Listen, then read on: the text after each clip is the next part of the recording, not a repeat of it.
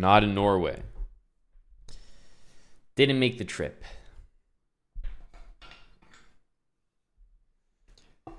We're looking at these games live from the comfort of the at-home setup.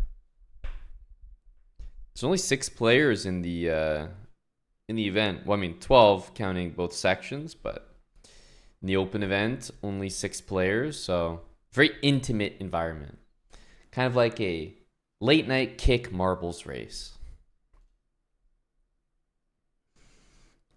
Magnus is playing a Catalan by the looks of it.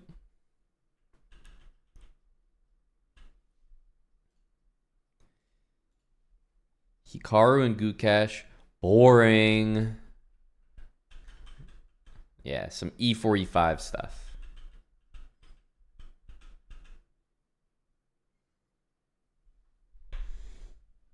Hello, Bo Disley. What's up, Jumpy? Yeah, I know Hess and Dania, they're not doing like official commentary / coverage, but they are, and they have been doing coverage on their own channels, just them. So it's probably very chill. They'll definitely be a lot more thorough than me. I wouldn't call this official coverage or anything. I might just end up doing something else soon, but thought we'd at least, because it was right when I was about to go live anyway, so it's like, well, may as well check out the games.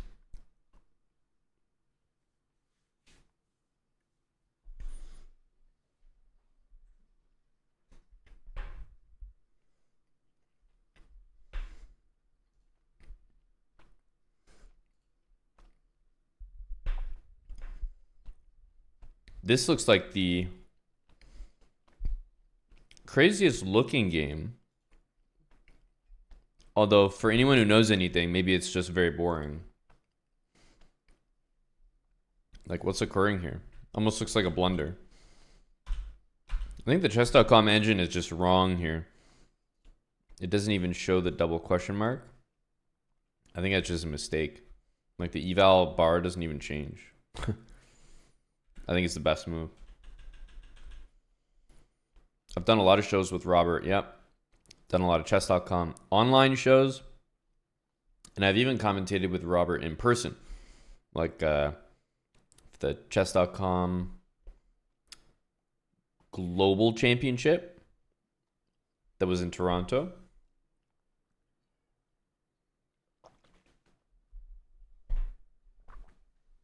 Nebula, it's funny you say that. I was actually looking at both players, right? Magnus and Hikaru played yesterday. I was looking at both players after the game. What did you notice? Both of them looked pissed off. Neither one of them looked like they understood the game. So those are two elite 2800s. They gave off all the correct mannerisms. So yeah, exactly right.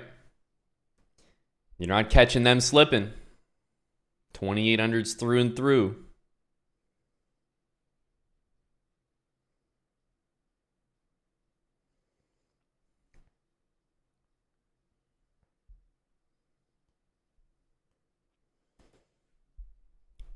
Dr. Questionable, thanks for the 49 months. Good to see you as always, DQ. 96 seems like something Fabi cooked up. It could be Eddie, but in my opinion, first of all, I think both of these players know this position, but 96 is never something that you can cook up too much with white, right? When you see a move like 96, optically, it looks good for white, which means that it's cooked up probably for black. So black is the one who probably said, I can play f6, knight f4 is a line, and there's actually a move I can play here that gives up the e6 pawn. Now, I'm sure Fabi also checked this line as well, so they're both going to be familiar, but generally I would guess if either one is preparing here, it's black, because black's the one making the rather odd concession of giving up this center pawn. Like, when do you ever want to allow that? I would assume if I had this position that black just completely malfunctioned, and I'm much better. Eddie, thanks for the 88. Not a bad starting hand.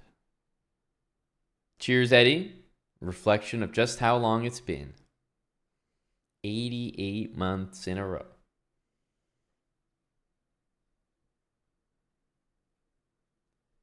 Yeah, Naka definitely dipped out. That he has a habit of doing that. I would say in most games, um, in most games that he wins, and especially in most games that he wins where it wasn't just like a total crush. It was kind of like he got away with one. It's almost like he's running away in case they like change the result or something. So I know the feeling. It's like you really feel like, holy shit, how did I win that? Let's get the fuck out of here as soon as possible. I don't even want to be caught at the board. Like, they might change the result on me. Let's leave the premises. Literally trying to get away with something. Good morning, Casino Duck.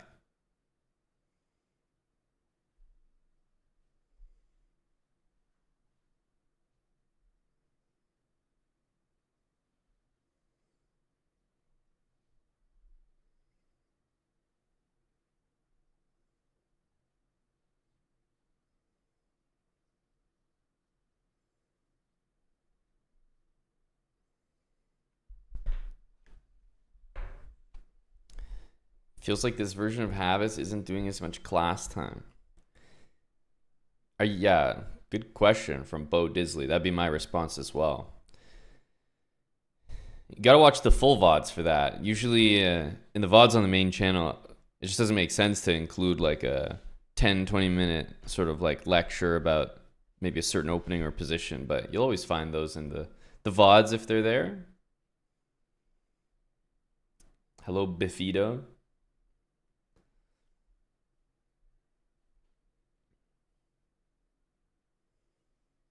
You're a Dubov fan, Fractal. I don't blame you.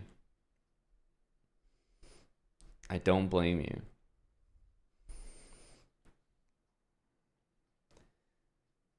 So I'm waiting to see if and when this this ad pops up. So we have this ad campaign that we're trying right now, and I'm very curious to see what it looks like. So if you see something pop up on screen, I think it's going to be about the new Elden Ring game. Tell me what it looks like. I'll be watching too, of course, but I feel like I could miss it more than you guys. But I think it's just something automated that is supposed to just pop up on screen like a couple times an hour. So I'm curious what it looks like and how sort of like invasive it is or how cool it looks. I'm not too sure. But we're trying something out, so.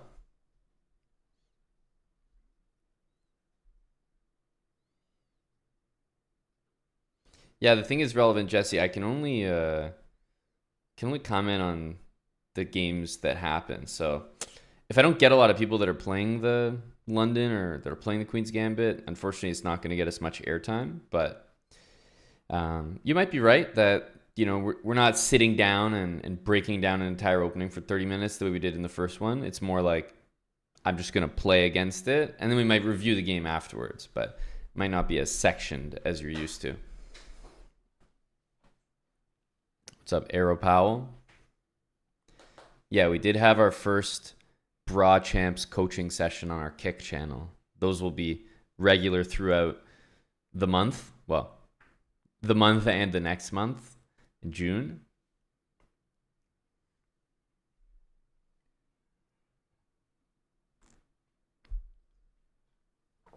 Yeah, Guppy and Bobercio are a duo for our in-house PogChamps event.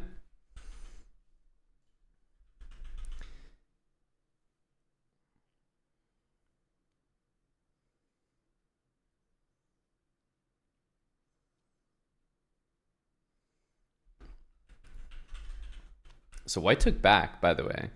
If queen takes here, I assume this is not good or something, but what occurs here?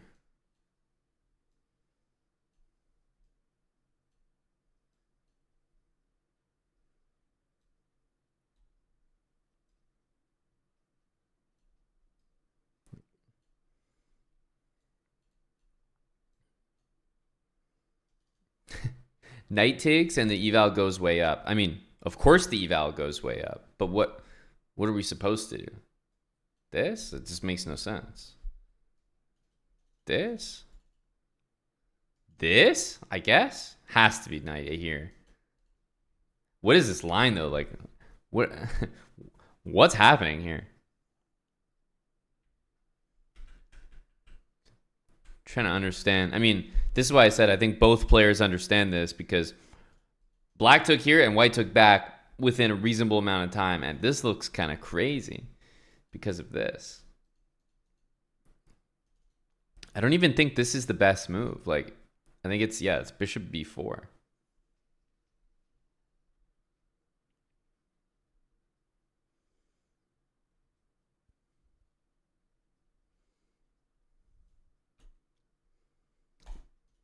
Go here, and then you still have that, and maybe you even have some other options here.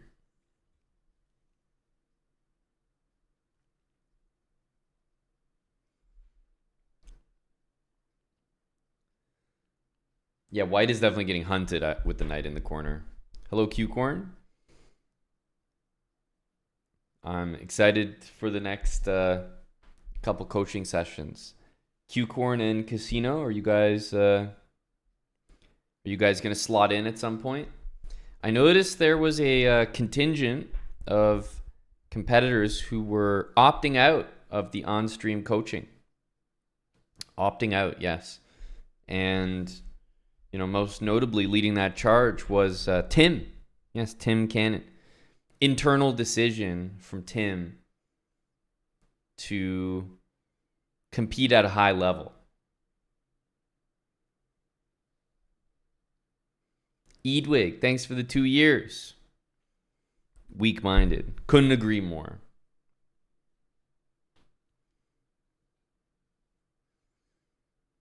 Yep, big secretive stuff there, not fish.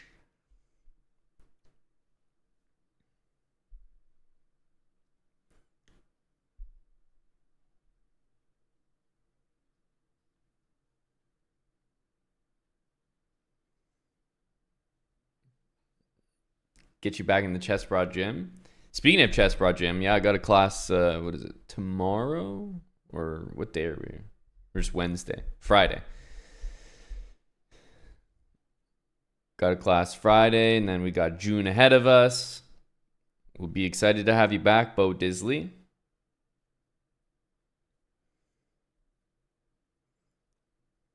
Could definitely be Wally.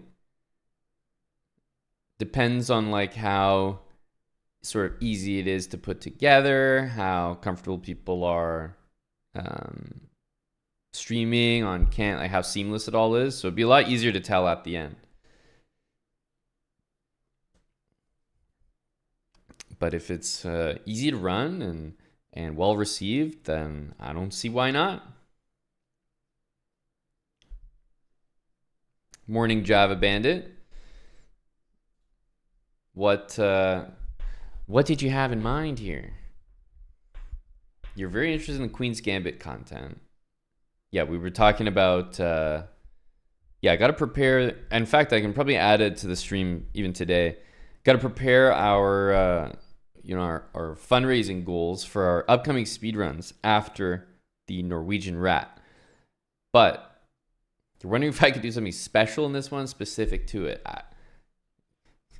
Pray tell. Jobava London series.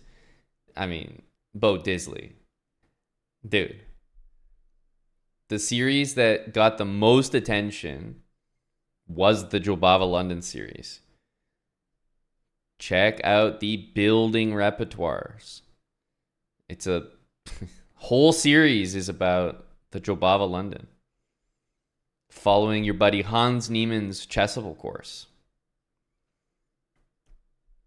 There's always space artistic. That's what I say about the chessbrah gym. It's been running for a couple years. It'll continue to run for the foreseeable future. It's there. So whenever you feel like you're in the right space to invest in your chess, then it'll be there for you. So no rush.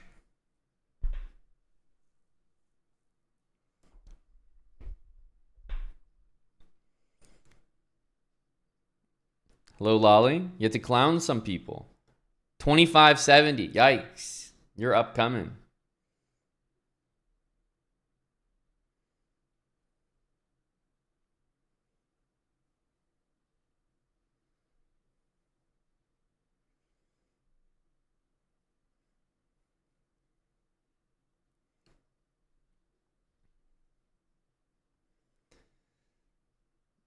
Queen's Gambit accepted. Are you talking about from White's POV, Java, or what?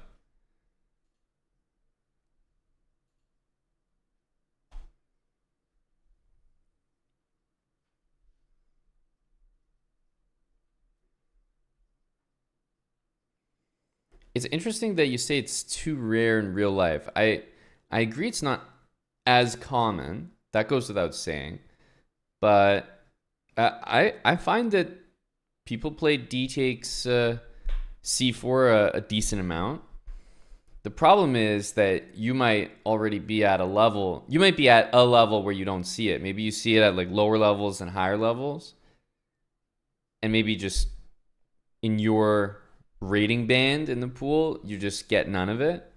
So in a speedrun format, I think it's possible that you'll just see it more than you expect. I feel like I see it a decent bit. Not overwhelming, but at least 20% of the time. But I could definitely play it from Black's POV, right? In the event that we just don't get a single Queen's Gambit accepted game, I mean, I'll be shocked, but happy to, spend a second. I really doubt that will happen. And I was thinking, well, we could just do that with Black, because if I do the Queen's Gambit, right, and I'm playing against D4, I'm probably going to also play the Queen's Gambit. And I was thinking to play the Queen's Gambit accepted. Just because it's kind of a guarantee, like you can get it every single time. Just like easy to play. You do give up, of course, the center to your opponent, but that's the point of it. It doesn't mean it's a bad opening, but you do have to know what you're doing. So I would probably incorporate it with the black pieces, and I'm sure that we would see it with white. If not, sure, I can talk about it. But there's no way we don't see it. Maybe we don't see it at your rating range, but for sure in a whole speedrun series, we're going to see Queen's Gambit accepted at various rating ranges.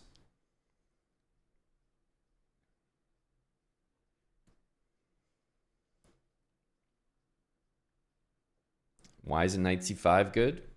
Knight C5 looks fine. You're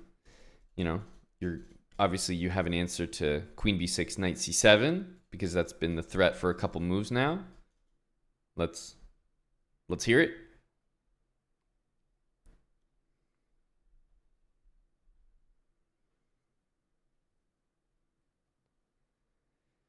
Is there a case for King E7? Yeah, like a federal case. King E7 looks awful.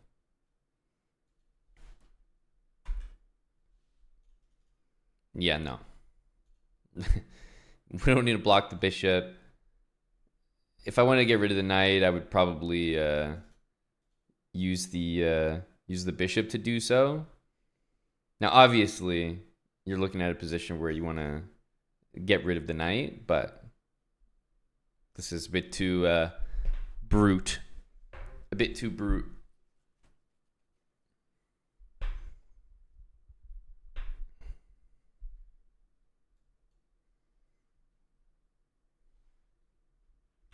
Queen A5. I mean, watching this square here. Yeah, Queen D5. There's Queen C3. I mean, who the hell knows? Who the hell knows what you're supposed to do here? A messy position. It looks kind of intriguing, though.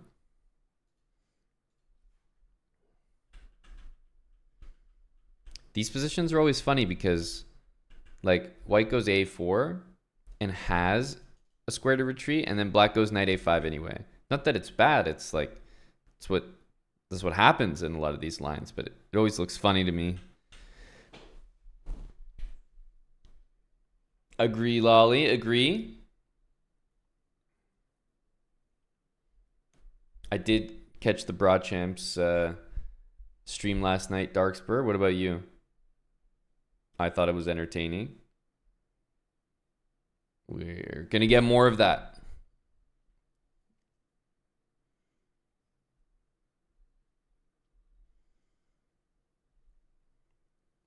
And yeah, Java, it'll be covered. It'll be covered. I still think there's no better opening to attempt than the Scandinavian against e4, but I've been thinking about it. But the Scandi is not done yet, and it's very, very popular. So I feel like those two could go hand in hand, even in the same series. It did, Darkspur. It did. It was that's exactly the type of person I was expecting to listen to that music.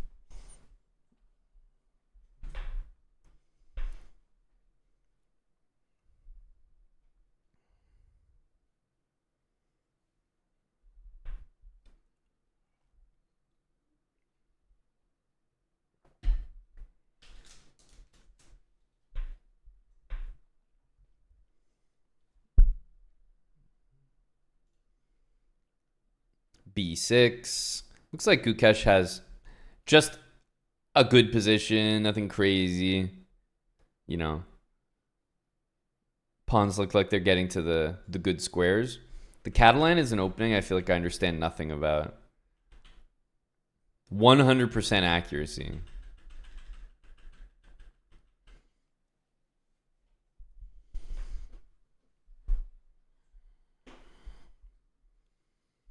%100% accuracy. Yep, I got to get those goals on stream, Java. We can even bring them in today.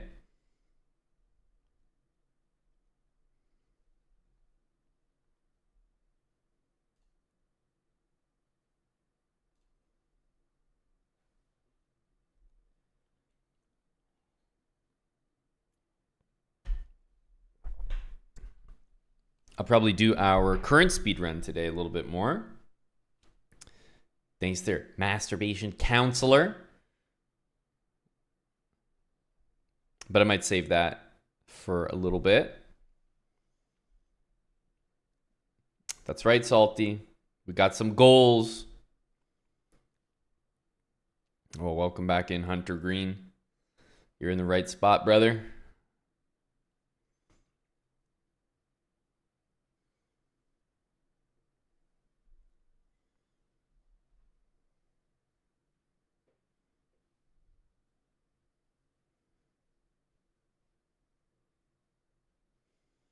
Good morning to Guppy.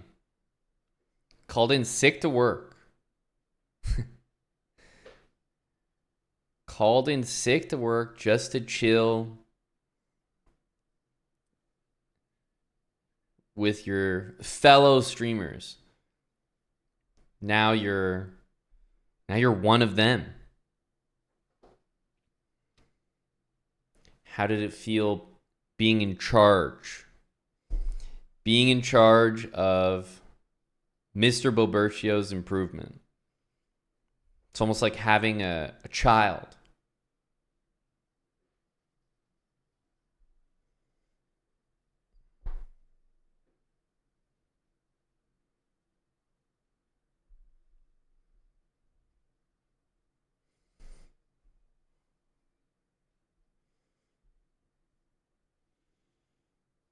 Any cool ideas against Bishop F5 in the Coley system?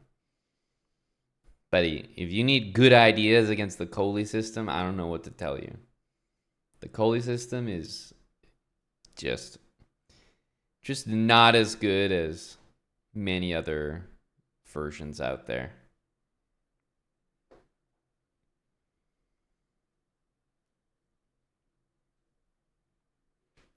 I don't think I'm a Coley system recommender. 99.9 accuracy. Oh, looks like the boys are slipping up here.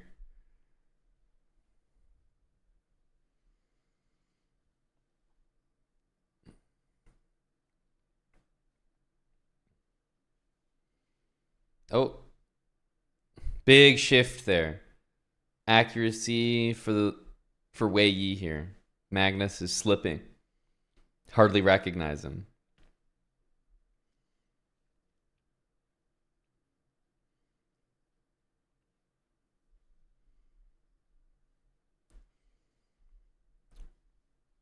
FM Holger, you are correct.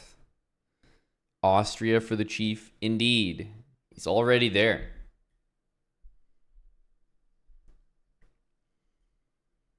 No, those goals, Wally, those are just whatever. I probably won't even hit, for example, like the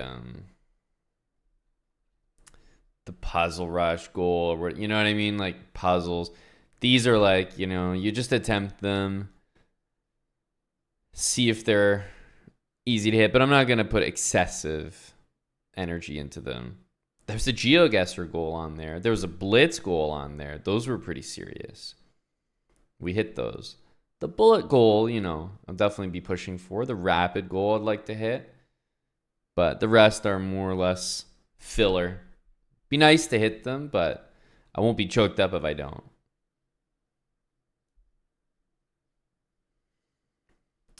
Yeah, not quite in rapid, but definitely blitz I am.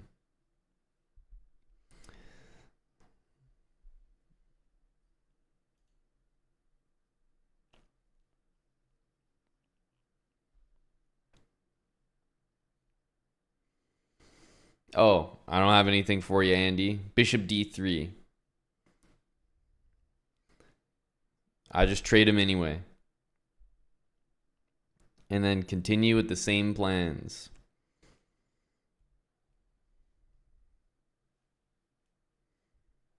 That's good, Guppy. You can chill. You can coast for the rest of the year. This game is like very, very wild.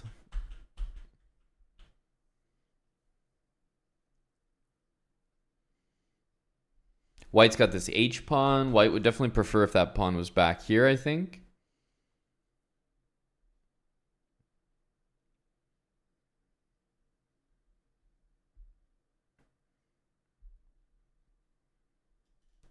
Like, it's hard to even put the pieces out. Like, I guess you can just do that, but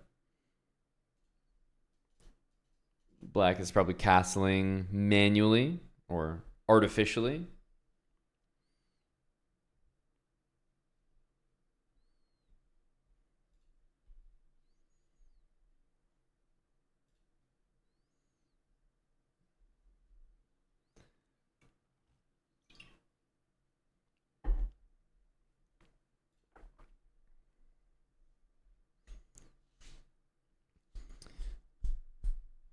Favorite top players? Not really. I like the way that Magnus approaches chess. Obviously, he does a lot of work and he has to keep up with theory, but he feels like the most natural player in the top right now and has felt like that for a while. So I definitely relate to that type of chess a little bit more. He's also like one of the best endgame players, which is also something that I try to say is my better parts of the game. So I definitely enjoy watching Magnus play the most. But no, not really. I just if I like an opening, I'll maybe find someone who's very good at playing it or known for it, and I'll make sure to stock their games. That's about it. Norway Chessbrah Endgame series, not readily available, but certainly as part of the Chessbrah Gym, our group lesson program, we work on endgames quite a bit in there. Hello, Poach Jams.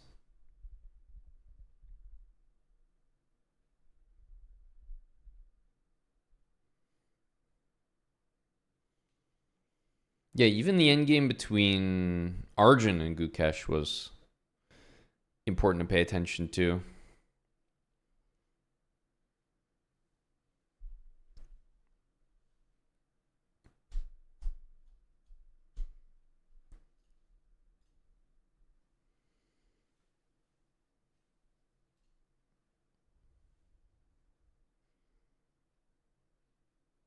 It's funny, Magnus has like a, slightly better position. Slightly, the most slight. It's basically even. But white starts with an even bigger advantage than that. So you have to give black 100% and white 99.8. Are you talking about Norway Chess learner?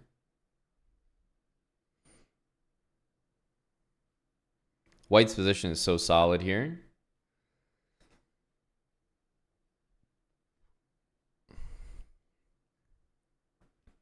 Yeah, I like Norway Chess.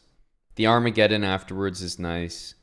I do appreciate a format where you always leave the day with a satisfactory result.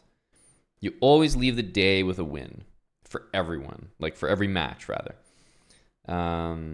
And that's exciting. Even if you get 2 draws, it counts as a win at the very least. So Armageddon is kind of the best invention that chess has at the moment to create a result.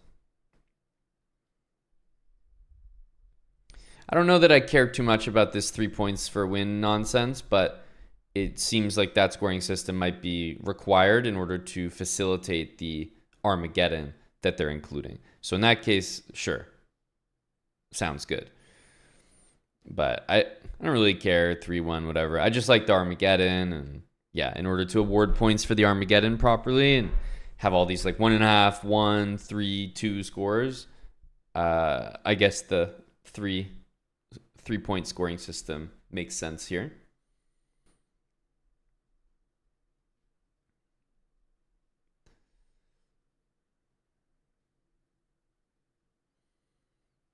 Follow-up plan for white. Well, you can't really move either of these pieces, right? It seems inevitable that you will have to move this knight and trade bishops. Like, there's just no way around it because you can't go the whole game without moving either of these. You need to actually do something. So it feels like at some point white's going to have to play knight d2 and trade these bishops. I don't know whether that would be now or later. I'd love to play this. Just not possible. I'd also love to not trade bishops and move my knight, but that's simply an impossible task. So I imagine knight d2 will get played soon. A5 looks like a reasonably interesting move to try to fix the pawns like that. So I'd be thinking about maybe a5, knight d2, and then follow up with either c4 or e4, one of the two. Probably not both. Yeah, I kind of like the c pawn where it is at the moment. It's supporting stuff, so maybe e4. A rook on the b file, certainly, or a queen on b3. But the structure is very solid, so I don't know. Might start with one of these two ideas.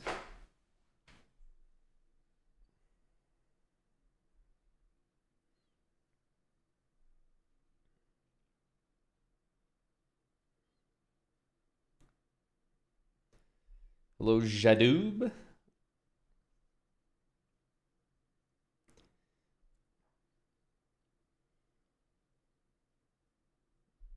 Well, artistic.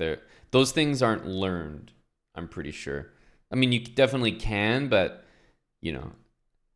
it's like if someone's like, a teenager and they're behaving a certain way, you can just sort of teach them that that's not how you behave and that this is how you behave instead. And then later on in life, they might not behave that way. But if someone's like over 30 and they're like argumentative, they're just argumentative. There's no fixing at that point. Everyone just is, they are who they are at that point.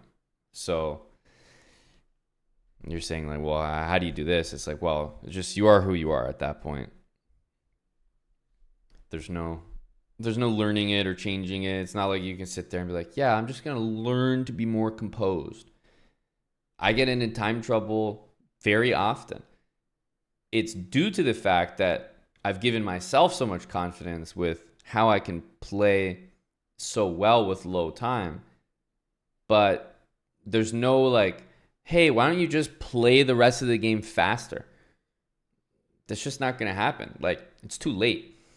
This is just, you are who you are at this point. But when someone's just learning chess, sure, you can shape things a little bit better. Just like when someone's younger, a bit more impressionable and malleable.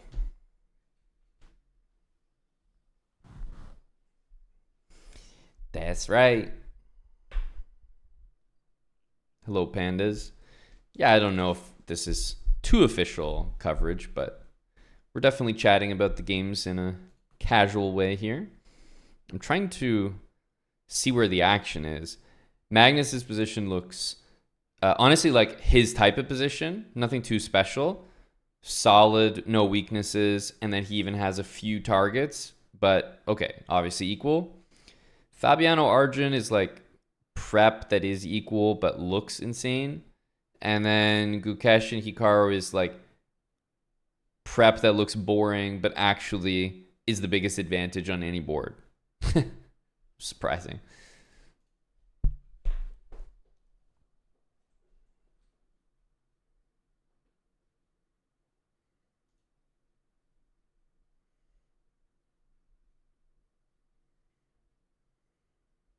Lost kid, that's impressive.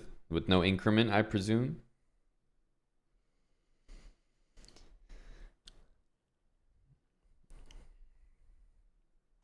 Knight d4, bishop f5.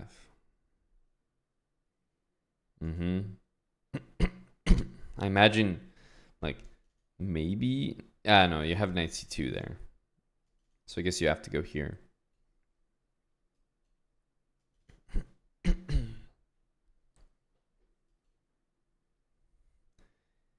So, I mean, this is what I mean. We'll get a very clear idea, I think, who has really prepared this line here. It seems like they're both familiar with it, but we'll definitely see who's sort of better prepared because this knight d4 looks like an important decision. The knight's also trapped, so it's not really too important to capture. I don't really know what you would do with something like this.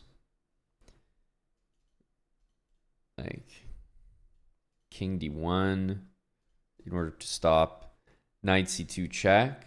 I mean, at the very least, queen a4 is there, but man, you can also just give checks, even go with the knight. Something like bishop there and knight e4. It's almost like Legal's mate, but like, you know, obviously the e1 square exists, but it's way too close to it. So I'm already suspicious here.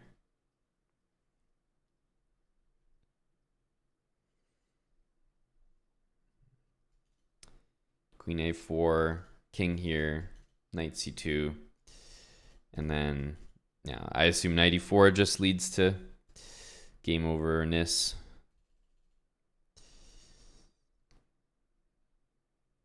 I mean, you can't really defend it, so 96 maybe. Yeah, it is 96. Yeah, if you can't defend it and you can't move out of the check, then you have to try to distract one of these pieces, I assume.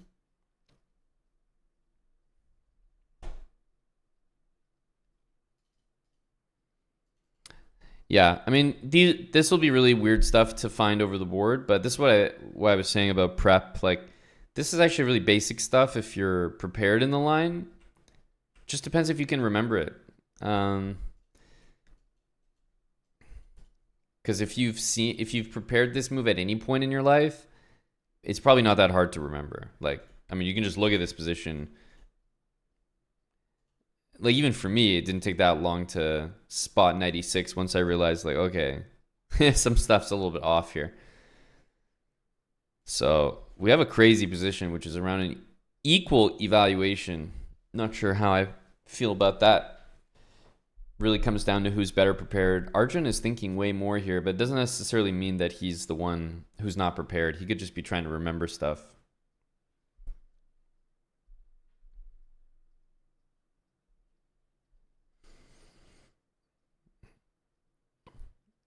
Yep, Fabi is playing a greedy style, Eddie. Very greedy.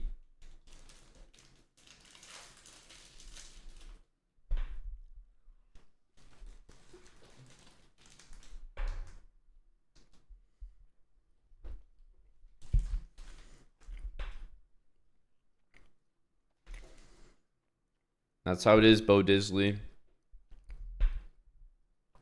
When you're doing your driver's test to get your license, if you don't parallel park the exact way you're supposed to, if you come to a rolling stop instead of a full stop, if you don't like check your mirror one time, like boom, fail, you're not ready. And then you pass the test, and what does every driver do? Like across the entire world, come to a rolling stop, parallel park however they want, barely check their mirrors. So you can think of it the same.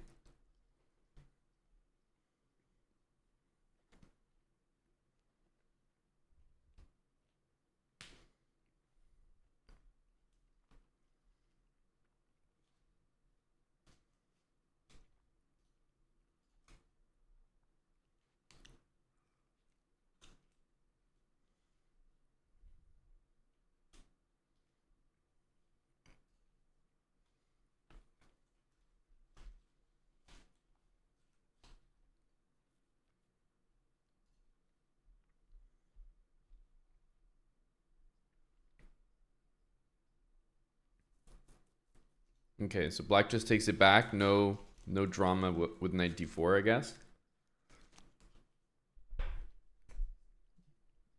Have I played any of these guys in classical? No.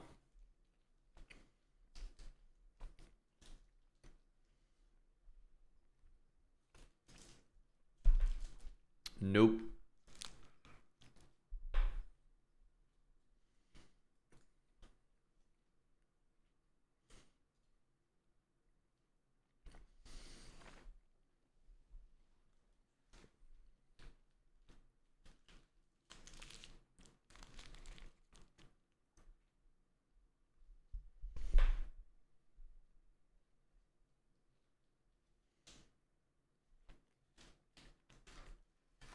Funny story, Eddie.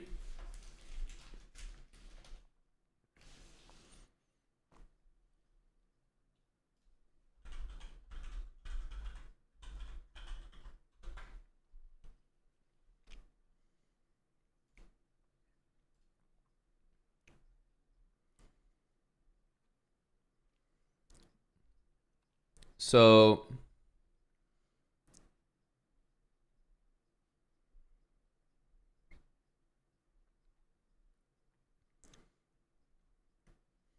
people are chatting a lot about this game.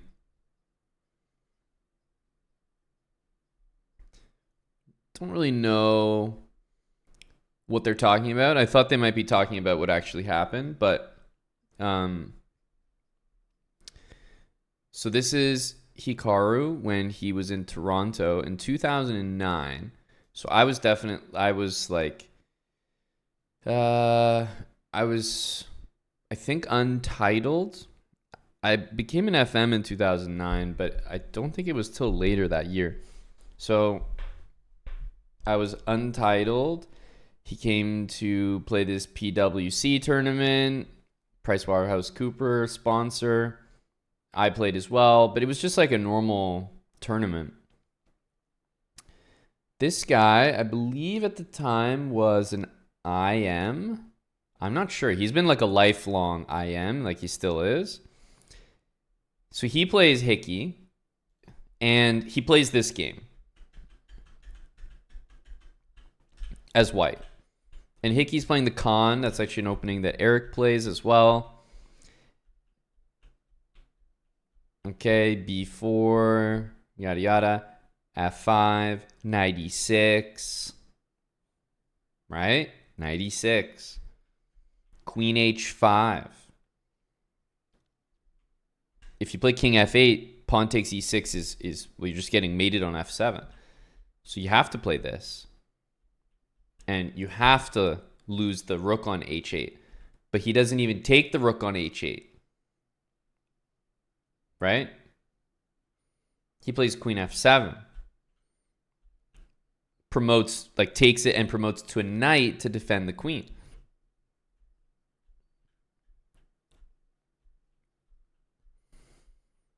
Plays rook c7.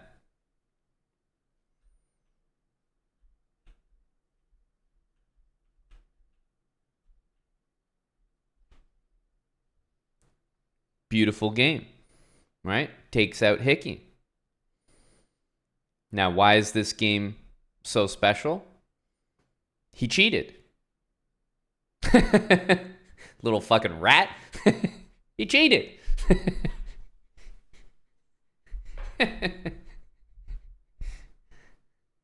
So, Hickey shows up to Toronto, plays this tournament, and by the way, in the final position, white is threatening. Rook on f6, takes a6, queen a5. Checkmate. Nasty. Which is why Hickey saw this and he was like, okay, holy shit. Like, I can't even play rook c8, like nothing. Like, this is crazy. And the game, and first of all, like, I mean, guys, this was 2009. Like, for even to see a move like 96 against someone like as strong as Hikaru at the time was like, what the hell is like going on? Like, this move is crazy. You're whipping this out against like Hikaru, like, and you just like mauled him. Queen f7 instead of taking the rook. Like, just so many elite moves.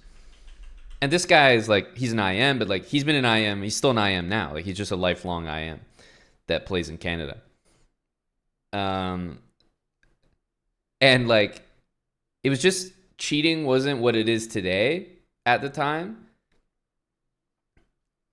And if it was, it would be a much bigger deal. Can you imagine if Hikaru lost the game to a no-name Canadian IM? Like, on a grand stage? Like, like in this way? Like massive news. Hikaru getting blown off the board in 30 moves. Eddie, cheating wasn't what it is today. I mean, I think he was using one of these like Norway devices. I don't even know if you guys know what that is. It's like a electronic device to input your moves. But he was using it to like play out variations.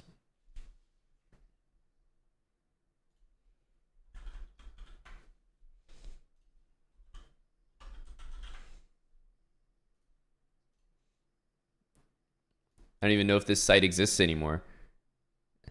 It's called Mon Roi, which is like, means my king in French. Some sort of like, yeah, it's 359 USD. It's like something that you have it at the board with you, and you can basically play the it's like your notation. So this is how you wrote your moves down instead of a score sheet. But there are a lot of other things you can do with this. Like, for example, nothing prevents you from just like clicking around and playing moves on it to like see variations. And I don't know to what degree it had like other functionalities.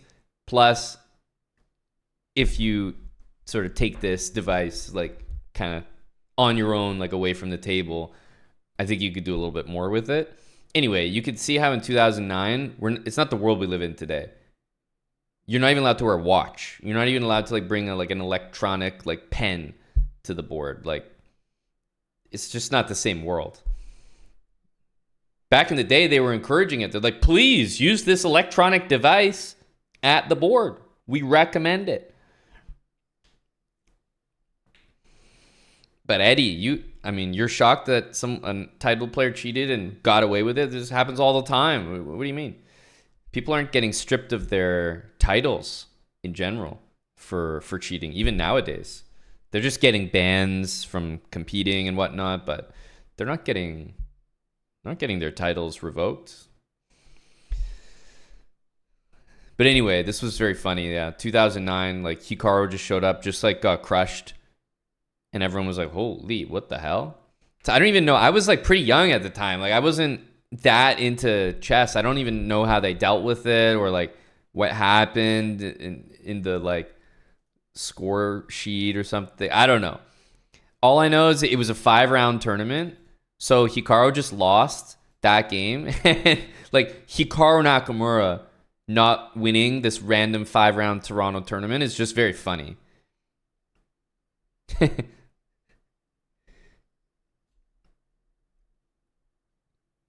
It's just like, doesn't make any sense.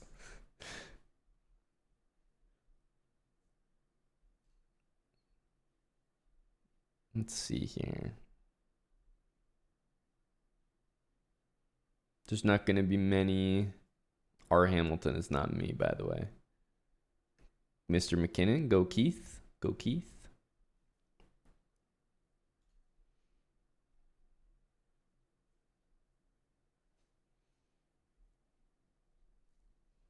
I don't think we did well enough to even, there's like Shiem is there. Some American GMs.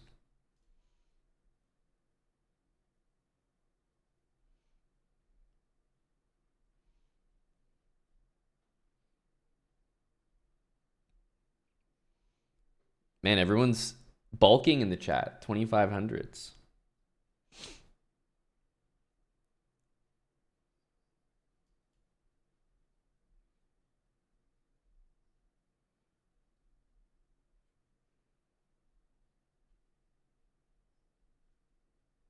Oh, here we go. I have one game. Must have been played on a live board. This is exactly what I was looking for. You have to appreciate this game. This was me in 2009. So a reminder to everyone. 2009. I wasn't even a titled player. Okay, I'm playing with the white pieces. He's playing some Benko looking stuff. We got some pawns. We sack F2 and sack. I actually thought I played quite a good game. Just dominating, really. Not even taking this rook on B8. Okay.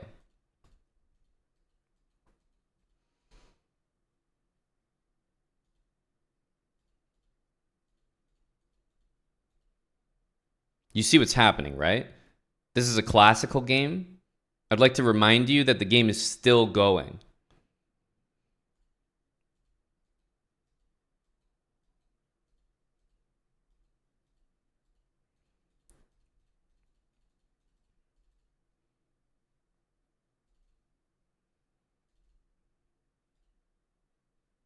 I mean, I'm playing like a grown man who's over 2,000 in a classical game who's not resigning. I'm like, what the fuck's even happening here?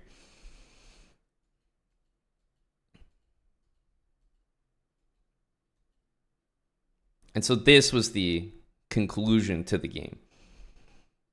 Amazing to know that in 2009, the gears were turning. The gears were turning. Obviously, if he went in the corner, I was going to checkmate him with my king.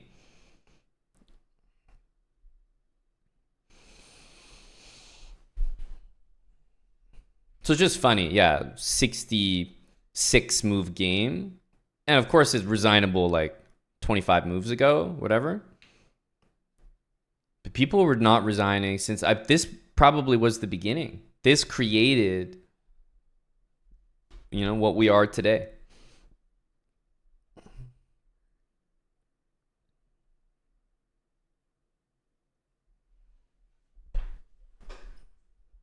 So, an important tournament in the history books, the PwC Toronto Open. Understandably, Hick is probably not that keen to come back and play chess in Toronto. Like, after that experience, it's just show up, get met with this. Oh, fuck, I'd be, see you later. See you later.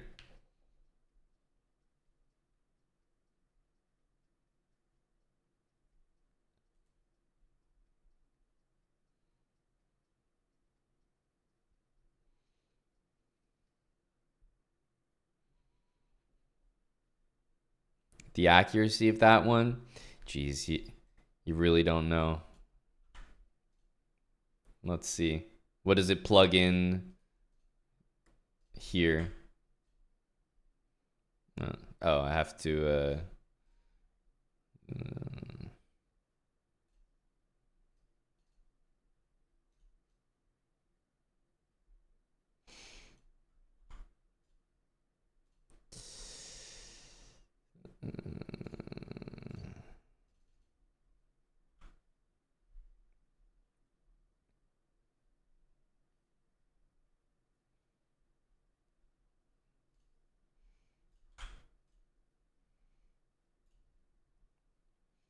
Let's see.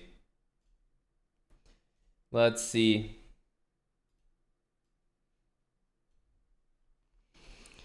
$96.8 with a Brilli.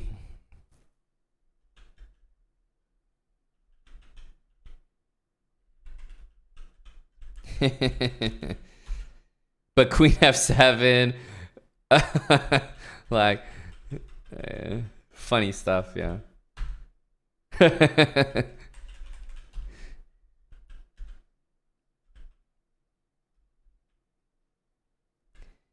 Queen C7, the top move.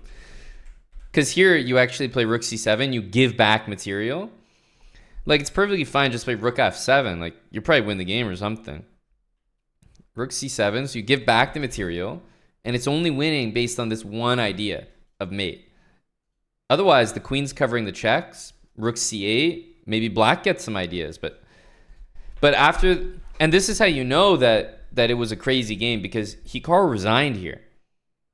He didn't even want to let the guy have the satisfaction of playing this move, because it's like anyone who's played this entire game and then plays Queen C7, it's like, fuck, okay, like you're clearly capable of the finish as well.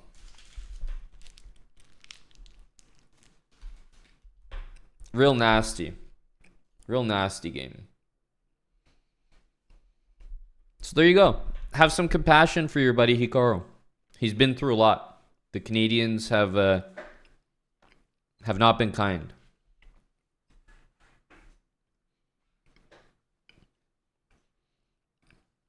Did the guy admit to it? That's the thing about cheating. Nobody really ever admits to it, right? Because there's never a way to prove like 1,000,000%. You're just always at 99.99999. So people don't usually admit it. They just kind of like let you assume the truth and don't like contest it. That's usually how these things go.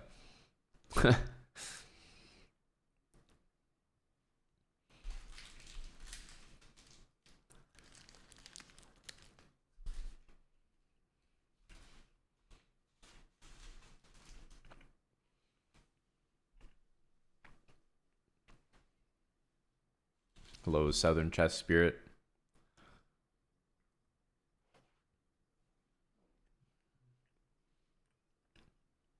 I actually don't remember Sleep Darty. Like, I was pretty young at the time in the tournament. Like, I wasn't really in tune. I just was like checking the game every so often. I was like, holy shit, like he's destroying Hikaru.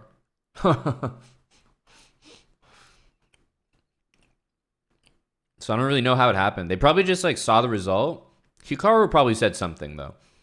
I'm sure he did, and rightfully so. Like, if that game happened to me in a 5-round like weekender event that I traveled to Toronto hoping to just like clean up, and I ran into this game, I'd be like, bro, what? Like, there's no talented players in Canada, so what are you guys doing here?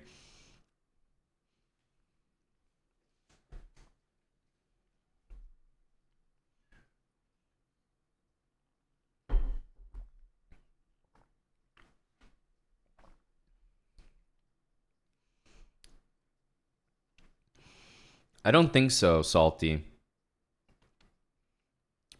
I don't believe so. It's possible that I have faced someone who turned out to be a cheater, but I don't think I ever got those suspicious vibes, except once. And it's so easy to remember when it happened because it was the same year that our buddy Zinedine Zidane headbutted Materazzi in the World Cup. So 2006. Very vivid memory because it was on the TV in the hotel.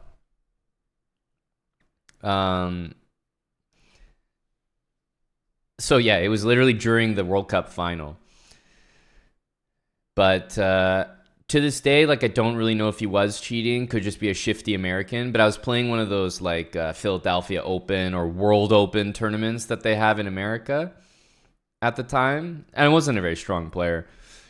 But this guy just got up like after every move, to the point that my dad was like, "Where the fuck's this guy going? Like, you should bring it up to the arbiter or something." Like, my dad just like watching this guy like leave the board every move, and it's very like unnerving for me. Like, I'm just sitting there playing, and this guy's getting up every single move. Weird. So I don't really know what he was doing, and I wasn't really good enough to make any like strong claims, but he was definitely gone for long periods of time, every single move. So maybe he was a cheater. Maybe he was a soccer fan. I don't know. Probably could have just been leaving to go watch the watch the game. I don't know. It was definitely very weird, but there's so many explanations for it, and that's the closest. I've definitely never really felt like I was playing some suspicious guy before. He was definitely an American. Large and in charge.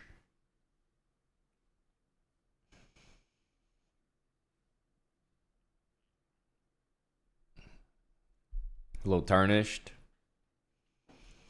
I'm restless as well. I like to get up and walk around. But the thing is, I'll walk around in the playing hall. So remember, we're not talking about someone getting up and walking around the playing hall. I do that all the time. I look at my own board from a distance. I look at other games. I go get water, like whatever. I just like roam. A lot of people do that. This guy was leaving the venue. So he left the playing hall every turn. So he was never in the playing hall. It's like he would move and just fuck off. Like, never. I would never see him until he returns and then makes a reasonably good move, and then he'd leave again. So I was like, dude, if you're cheating against like me in like round 2 of the World Open, like, you know, get after it, man. Get after it.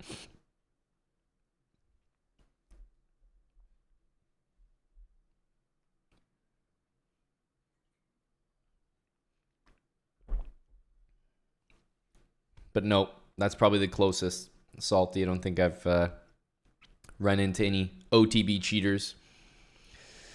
There was a very old cheater in chess, Tal Baron from Israel. Yep, well-known cheater many years ago in chess. This was particularly nasty because he was confiding in me and maybe Eric, the chessbrahs, who were, you know, we were one of the original stream platforms at the time. So he was like telling us, you gotta like stick up for me. like, can you say something how I'm not cheating, like on the stream? Like that would mean a lot to me. Of course, he was cheating, so it's like sick and twisted. To the point that he even came up to me at a tournament we played together in person while the game is happening. Like he's playing his own game, I'm playing my game. He comes up to me, as I said, while I'm up roaming around, he's roaming around. He's like, you have like a microphone to the people. Like, just want to make sure you got my back. And I was like, bro, I don't know what the fuck. Like, you sound more like a cheater the more you speak to me with this energy. I don't know what's going on here.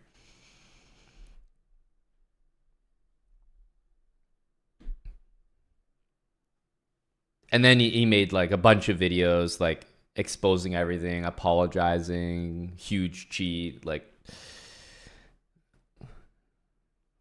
everything very weird. Yes, that's for the OGs. We'll be fine.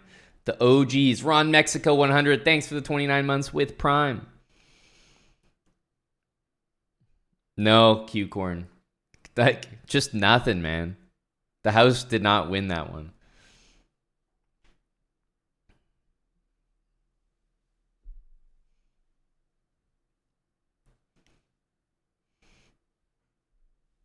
So lots of stories like that. What the fuck is this game?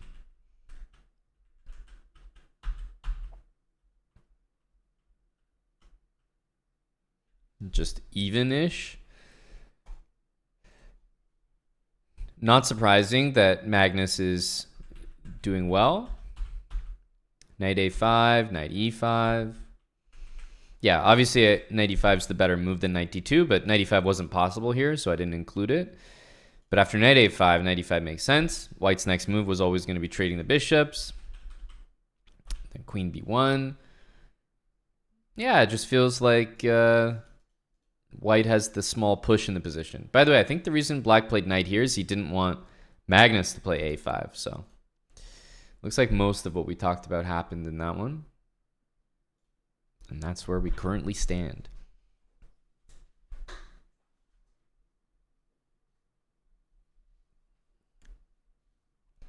Yeah, Fabi game looks pretty crazy in terms of how we got here. Unfortunately, it looks like it could fizzle out. I think Fabi still has the opportunity to maybe put some sort of squeeze on here. The pawn needs to get to f3. That I know for sure. Something like, knight to d4, f3. I don't know if this bishop can move back, but yeah, if we take and then... I mean, castling allows knight e2 as well, so it doesn't feel great. Bishop b2. Where does this knight go? And yeah, I don't think we want to take that, but rather castle and then move this knight, play f3, and like a few ideas here, it feels like.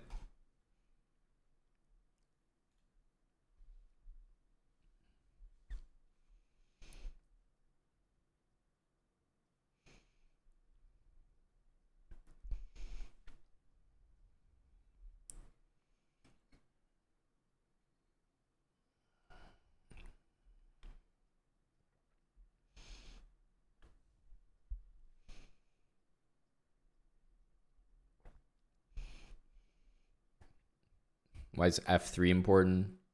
Most important moves. Sigma. Low rook at jacket. You just have to check that, won't you? What do you think, rook it?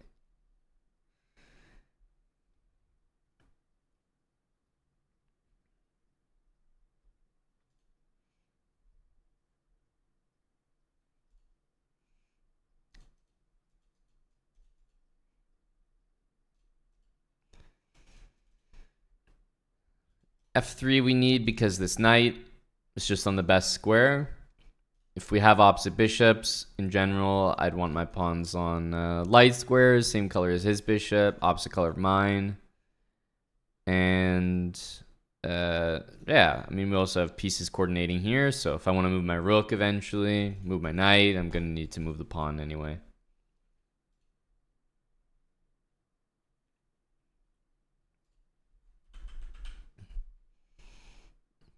Imagine we'll see this. Oh, hey, there it is.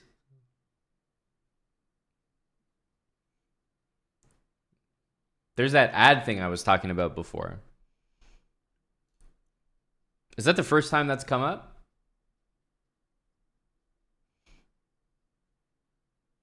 It shows on mobile.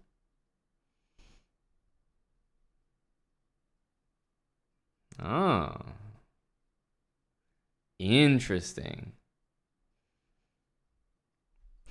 Interesting. How long was that? Like, I wasn't sure how long. I noticed it eventually, but it was up like maybe 10 seconds, 15 seconds. Yeah, maybe less. Yeah, 10 or less. Bit obnoxious. Yeah, I could see that. I could see that. 5 to 10 seconds. And it's also something that unfortunately can't change the placement of it, as far as I know at the moment. But I was very curious just kind of where it appeared, how it looked. Yeah, it's like this this new, I guess, advertisement attempt where it's just kind of built in.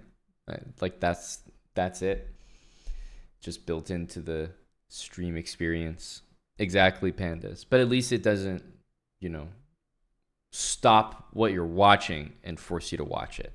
Like it's not like the interruption ads. It's sort of like on the screen, like a pop-up. Like if you were watching, I don't know, an NFL Super Bowl or something, and then they like remind you about this random like TV show that's airing on NBC or something right in the middle of it.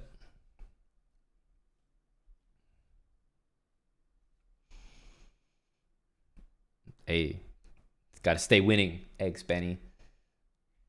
The corpse got to stay on top. Mason Lee Burton, thanks for the 39 months.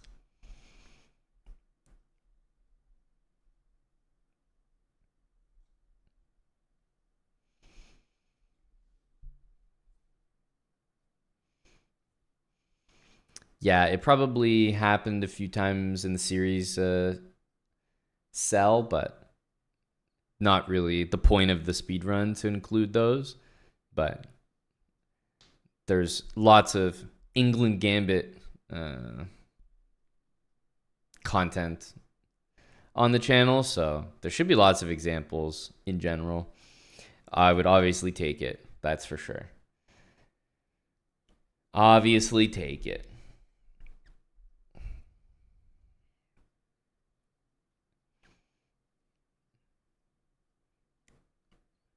Was there audio with it, Fret? With the pop-up? For me, I didn't hear anything, but was there accompanying audio? Or you just mean it wasn't like it didn't take over the no audio? Okay, that's what I thought. Yeah, just a visual ad.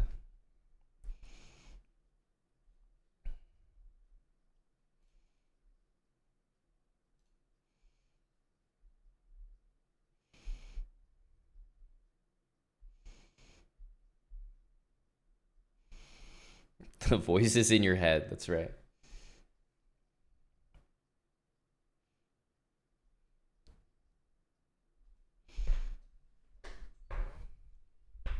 Go salty. Defend the win rate.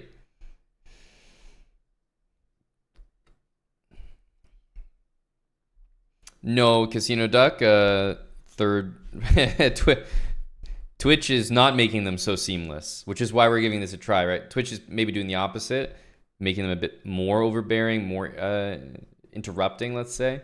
So this is a different third party that's sort of integrating them in a, well, as best, obviously there needs to be a little bit of both, but as best they can in a seamless way. So we thought we'd give this one a try and see kind of how it was over time, because it basically just shows up on a recurring basis, like I think 1 or 2 times an hour, just as you're streaming. Now, it'd be nice to, have it pop in a certain area, maybe so it wasn't over top of our chessboard or whatever. But I think at the moment it just kind of pops up where it pops up. And yeah, as you saw, it doesn't stay there very long, 5-10 seconds. So it's both not that invasive when you think of a full hour. That happens like once or twice, 20 seconds of your hour. But it's also, we could say, invasive because, it grabs a whole bunch of the screen real estate for a second.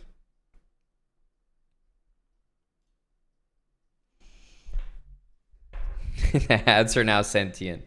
We're staying ahead, Sleazy. With AI changing, we want to be up there with the ads. Let them know they can trust us. Chessbrah will be the ambassador from Earth to ads. Happy to mediate that conversation.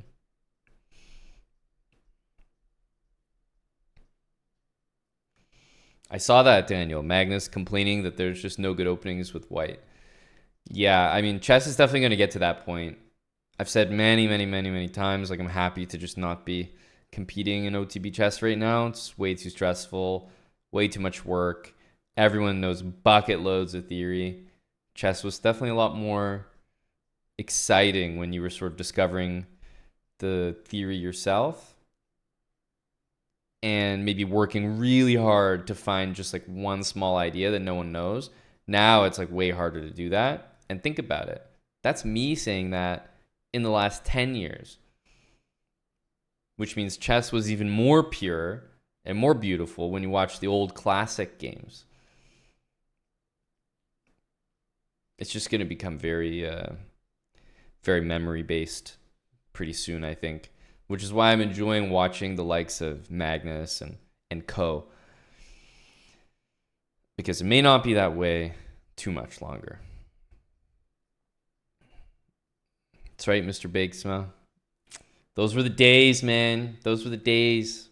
The Brad James 46 months with Prime.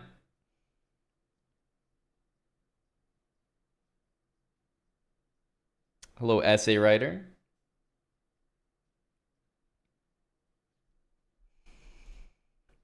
Yep, this line makes sense. Exactly where I thought we'd be. White's probably going to follow up like this. F3, rook's coming in, and yeah, who knows? Even though black's up a pawn here, there's just a lot of threats. This is a threat. The c pawn is going to come under fire. White's king is safer. So there's a few things. And the opposite bishops may actually give chances to white. So maybe this is misplaced as well. But for some reason, I really like Fabi's chances here. Not like I think it's more likely he wins than he draws. No way. But I think it's more likely that he wins than he loses, even if a draw is still the favorite result. So that's a good feeling. These pawns could be powerful. I don't really believe in them. Black is pretty far behind in development, and this knight's going to get booted out with f3. So the pawns will never stay on dark squares comfortably because they'll just get attacked. That's the power of opposite bishops. I can always attack something on a dark square more times than it can be defended.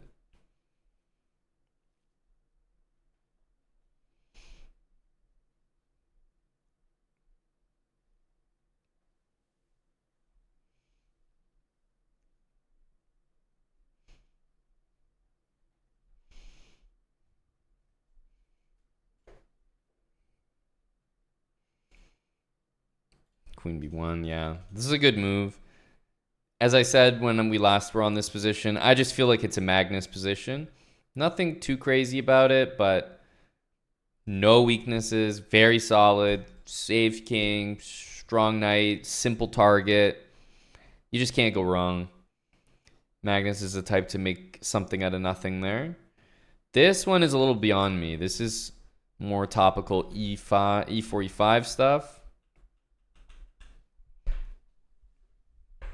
But visually, you can definitely see just how cramped black's pieces are compared to white's. So There is a noticeable advantage in that sense.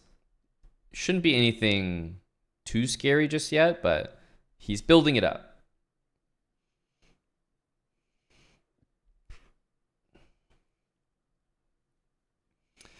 Not since I, moved to Europe and tried to become a GM Grinifwin, I wouldn't say. But, I became an IM in 2014. I became a GM in 2018. So there was a clear gap in there, and I took it very seriously in 2017. So I wouldn't say I took a break, but I definitely maybe didn't work as hard because I was just like I was coasting from 2200 to 2500. I was like, GM is a matter of time. And then it got to the point where I was like, well, maybe it's not a matter of time. Like I thought it would be just a very routine next step, but it was so much harder and it just never happened. So I think objectively, somewhere 2014 to 16, I was streaming, like we were doing chessbrah, but I probably spent less time on it than I should have because I just assumed that that was the next step. He can make them work, Fret. Hikaru is one of the best sort of maybe the word defender is not the best word, but certainly resourceful defenders. In chess, probably. Like he just always seems to find something. He has a very good read from playing bullet and blitz on like what positions are easy to convert practically and which ones are difficult. So he'll try to, if he has to have a bad position, he'll try to make your win be in a position where it's the most practically difficult to convert. So I feel like he's quite good at that, and that in turn just makes him resourceful. He can just remember what types of advantages. Like, oh, I have bishop versus knight, and I'm up a pawn. But like, I've played so many blitz games in my life against strong players that historically I just remember people have a hard time converting the extra pawn when they have bishop against knight. Knight's a tricky piece. So like, that's a bare minimum example of a disadvantage that if he has to have one, maybe he'll try to get that. Coding Campbell, thanks for the 10 months.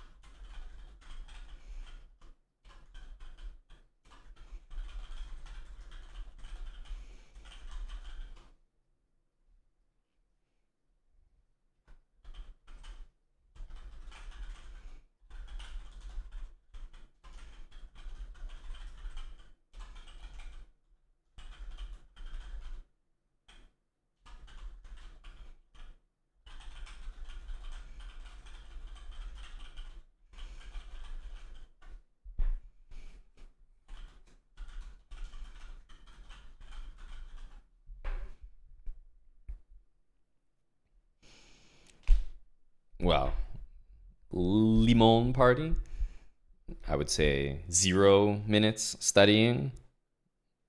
So whatever that ratio works out to be.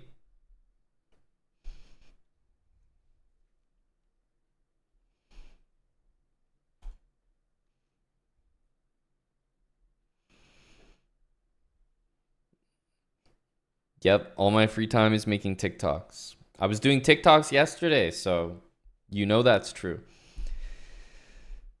I hope you'll be a fan, Fish, of some of the trends we decided to get on. When they present themselves, you'll know exactly which ones I'm referring to. It will be clear.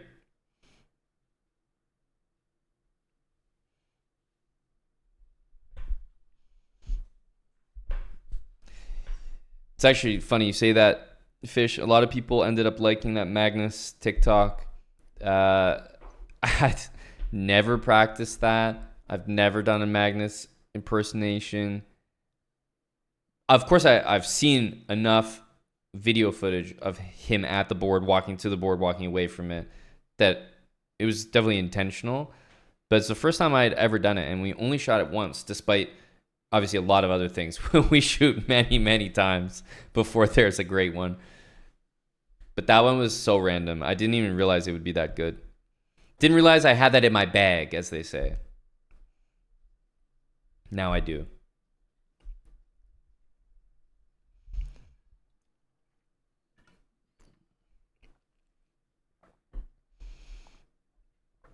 I like that one too, Buck81.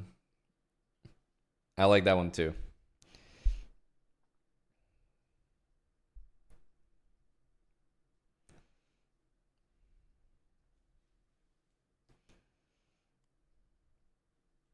We can check the women's games. I was looking at some 2700 chess stat, and I mean, like, obviously you see the top players in the world, like, it's just very clear.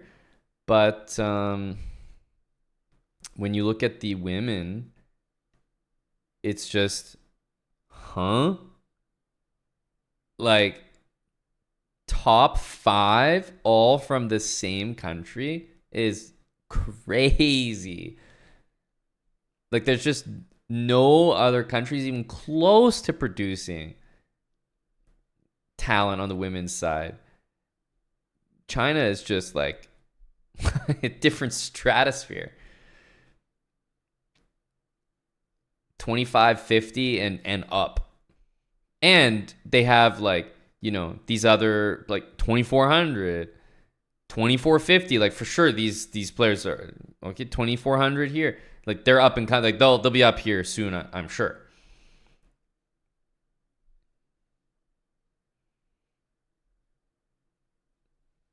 Yeah, Vaishali, Devia, of course, Humpy, but, like, there's a lot of players up here that have been at the top for a while.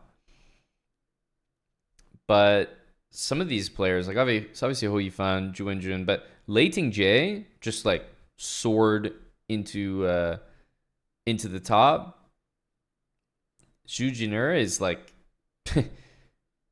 gaining a ton of rating, 22 years old. Like, it's just very impressive. Can you imagine if the world rankings were just, like, I don't know, 5 Americans as the top 5 in the world, 5 Indians, like, just literally 1, 2, 3, 4, 5. Even if it was just for, like, 1 week, the amount of press that would be generated, like, that would just be mind-blowing for any country to do it.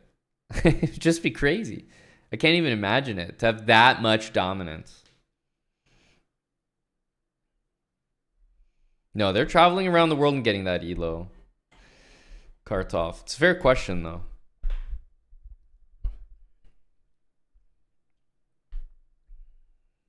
Hello, MC. How are you, buddy?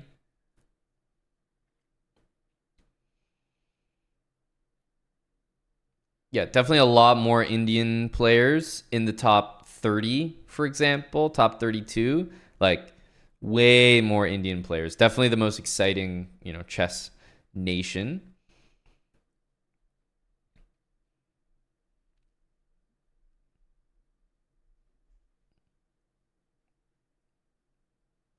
But yeah, I saw this once and I was like, I can't believe that. This incredible dominance.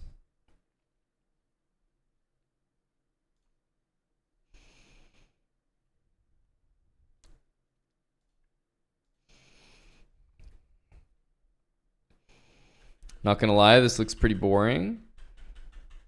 But that's classical chess for you.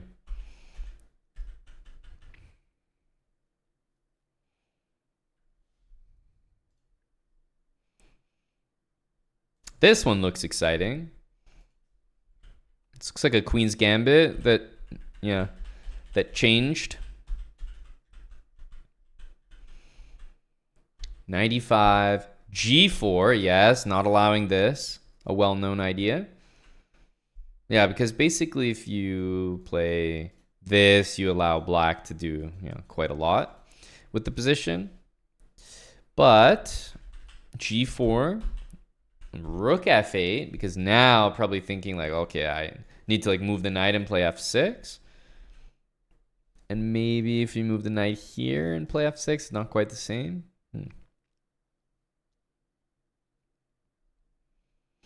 Oh, is there a double sacrifice here? Not quite. It's very close though. It's very close. Something like this. Just because, you know, you do have this idea.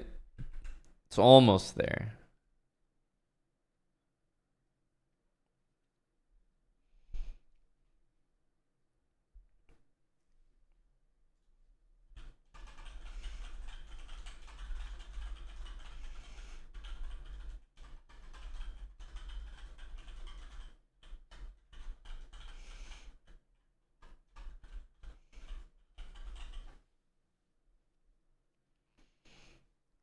Al's 59, thanks for the 24 months.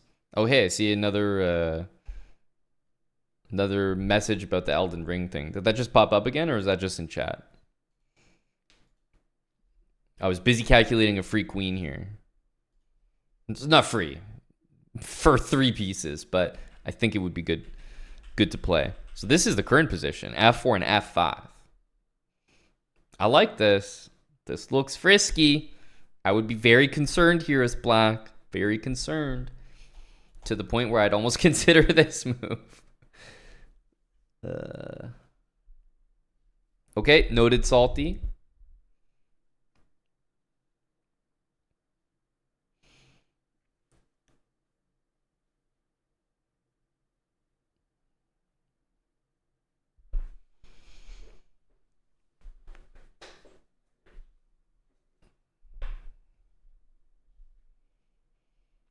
Both knights and a bishop is a lot. Keep in mind you're getting 2 pawns. You're bringing the king out, and there's a weak pawn remaining, and you're kind of still on the attack. But I agree. It's a lot. Conventional understanding would definitely say take the 3 pieces, not the queen. That's definitely true.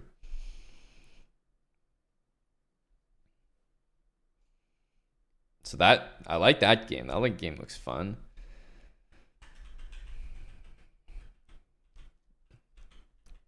Some kind of theory here.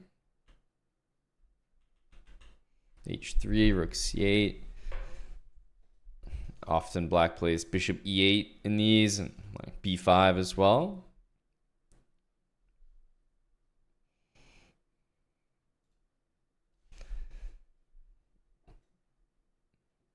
I appreciate the g4, f4 send.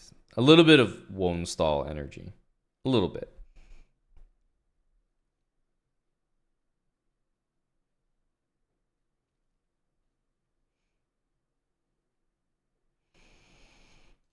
Okay, we do have c5 here. Makes a ton of sense. I'm curious what white's going to play.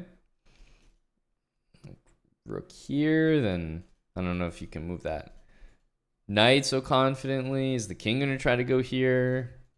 I don't know.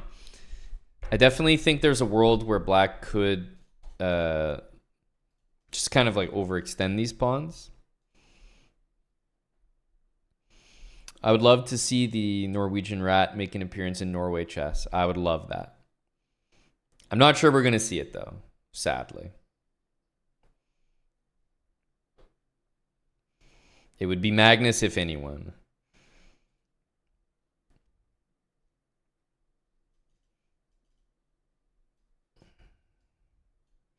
Queen here, b6. There's no c5 to play, but I guess the position is just solid.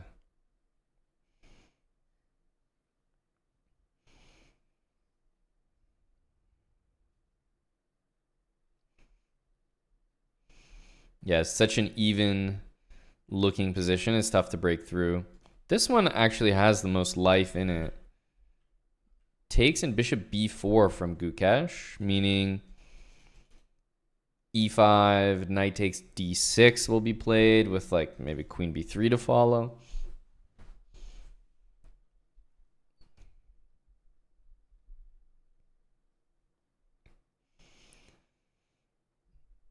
Knight takes e4. Wow, very frisky move.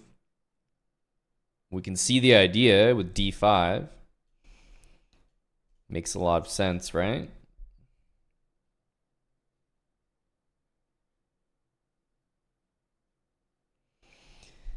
So if you take here, for example, I think we would take here. If you take here, for example, the question remains, do you actually take this?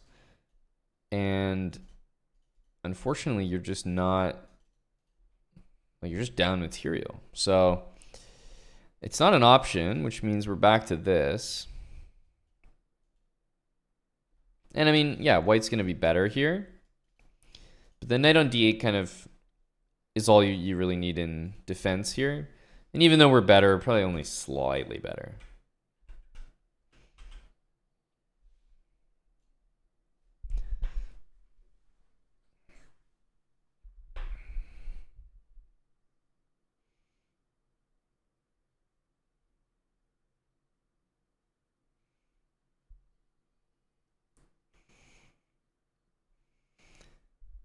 Thanks to the 10 again with Prime Code and Campbell and Al's 59. The 2 years with Prime. That's the truth, Arrow Powell. They're just more poor.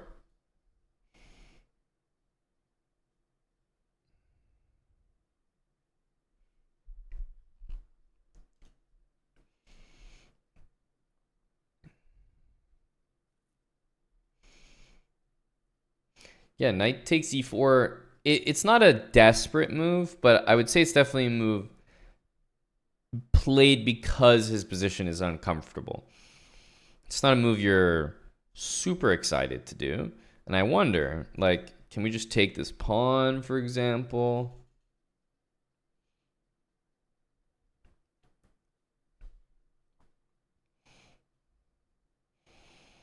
It looks like d5 is happening no matter what, so maybe not. Like, queen takes, I mean, this is coming after, d5 unless you exchange. Yeah, this just doesn't feel right, and knight takes d4 exposes this, so also doesn't feel right. So yeah, rook takes on e4 is looking like the move.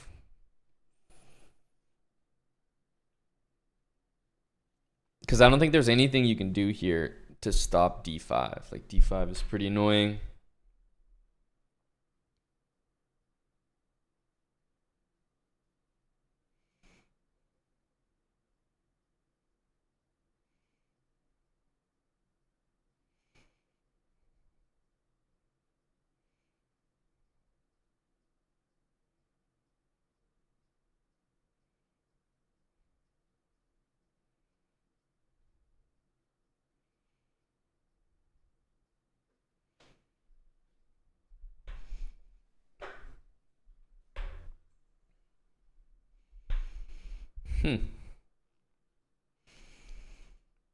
I like the attempt.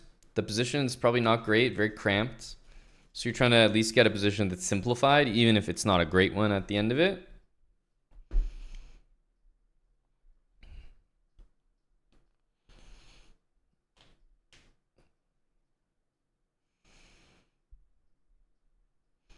You were kicked from Arena Kings? Oh my God. Well, you've come to the right place. This is the #1 place to go after you've been kicked from Arena Kings. Thank God you're here.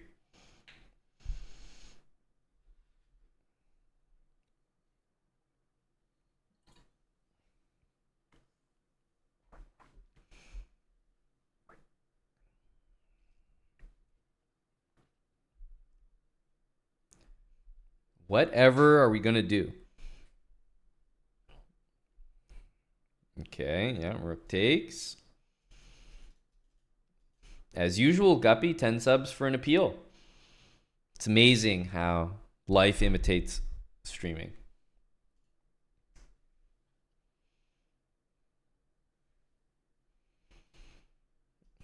Let's get this underway. d5.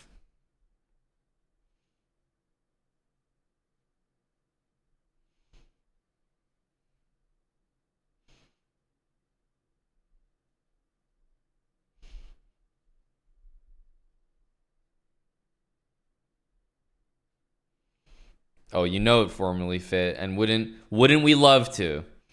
Wouldn't we love to?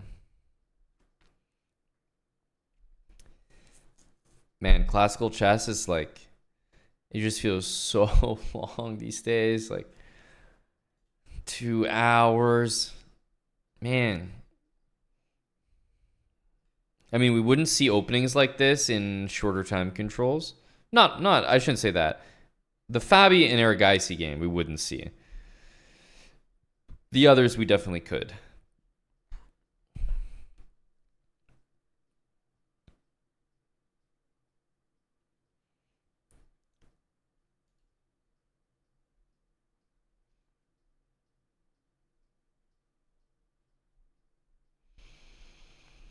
You got kicked out of Arena Kings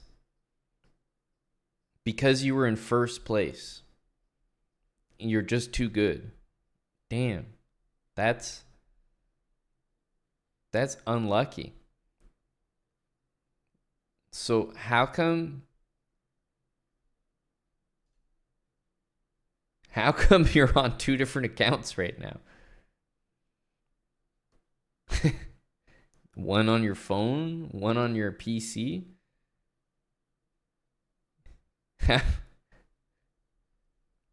How come you don't just have one account?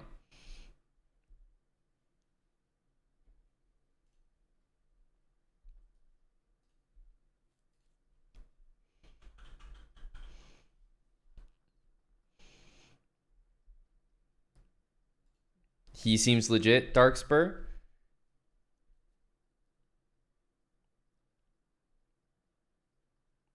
One, oh, got it. Let's see.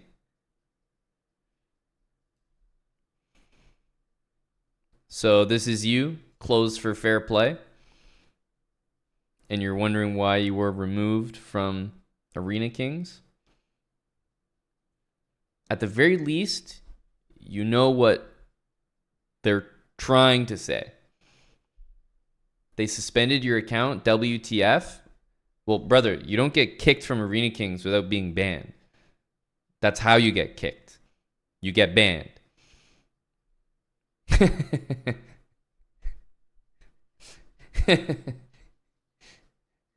They don't just kick you like, please leave.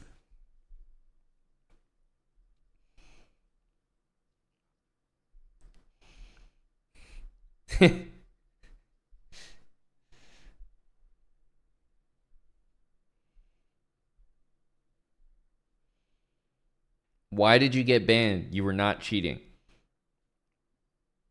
You know, I stand with you here.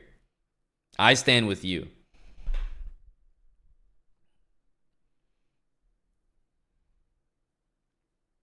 It's the chess mafia that's out to get you. I mean, just look at you. You're in the GM factory. I mean, you're part of the community. Like, there's no reason to think you'd be up to no good.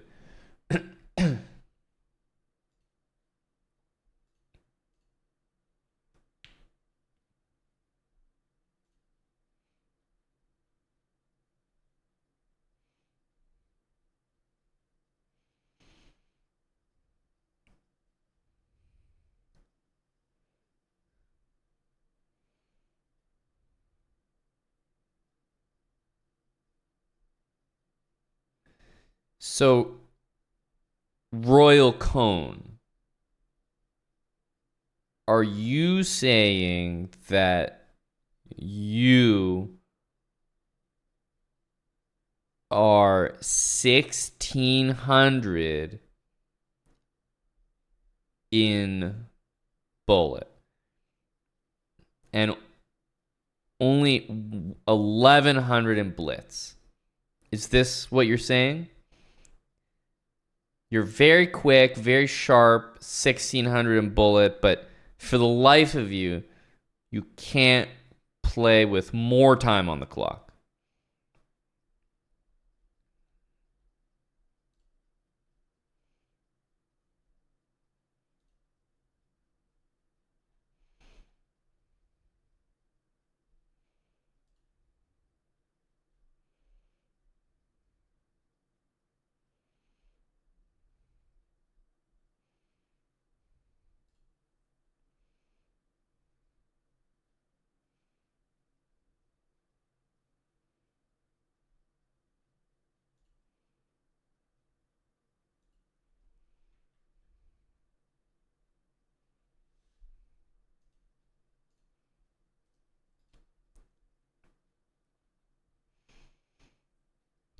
So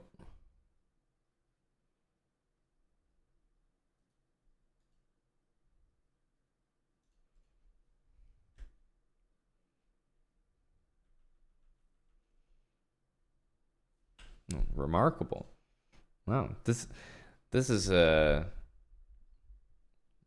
exciting to learn about people that are 1100 in blitz and 1600 in bullet.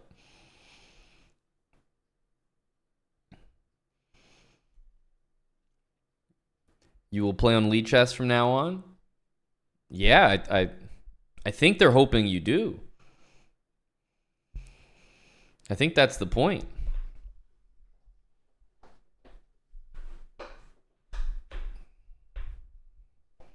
Yeah, a lot of spiking here, you know. A lot of spiking. That's okay, you know. So, some of us spike.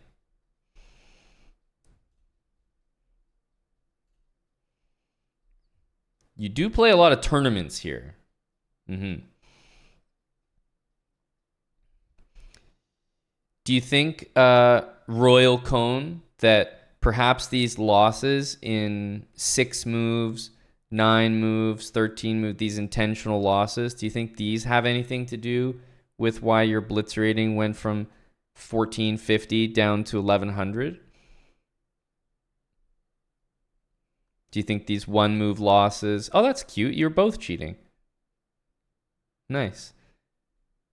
Do you think these intentional resignations in 0 moves, 1 moves, 5 moves, did these have anything to do with it? It's a lot of losses. Wow, you were 1600 blitz. Amazing. Amazing.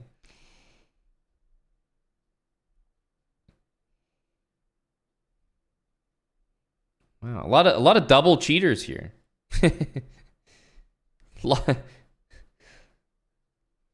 Yeah, 2 move resignation, 1 move resignation. Interesting.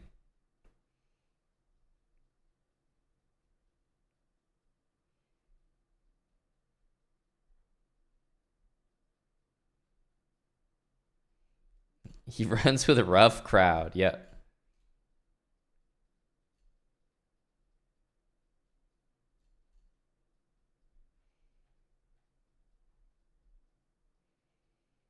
Yeah, you jumped out to a great start on chess.com. 1500 back in your glory days.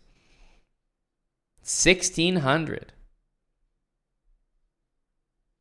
Amazing. 1612.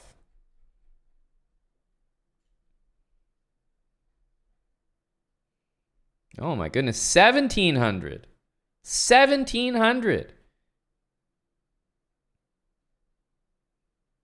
June 5th, 2021. And then after you hit 1700, you resigned in 9 moves, 4 moves, 2 moves, 2 moves, 1 moves, 5 moves, 3 moves. It's so unfortunate you had this loss streak. Oh my god, just look what happened to you. After hitting 1700, it's a terrible series of events. Oh, all these 1 move losses, 2 move losses. Damn. And then, after all your 1 move losses, lo and behold, on June 12th, 2021, you hopped in and played a tournament. And all of a sudden, you're able to put some wins together.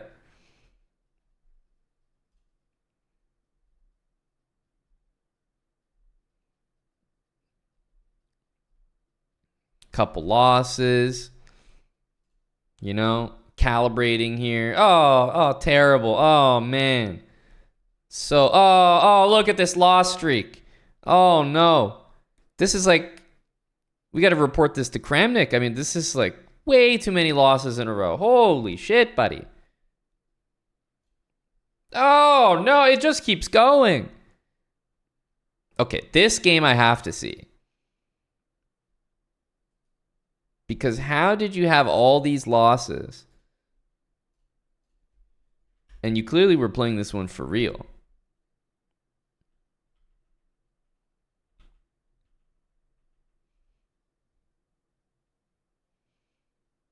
Oh, that's unfortunate.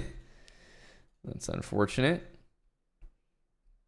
That really ruined the loss streak. Because look at all these. You went down to 1,200. Oh, man, it keeps going. Just look at all these losses, man. You lost all the way from 1,700 down to 1,000.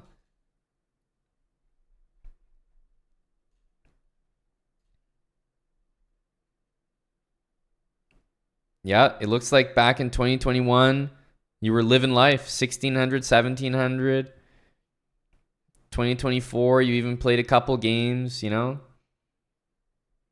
And then 2025 happened. You were at 1,750. And then all of a sudden, 2025 happened. April. And you just jumped off the deep end here.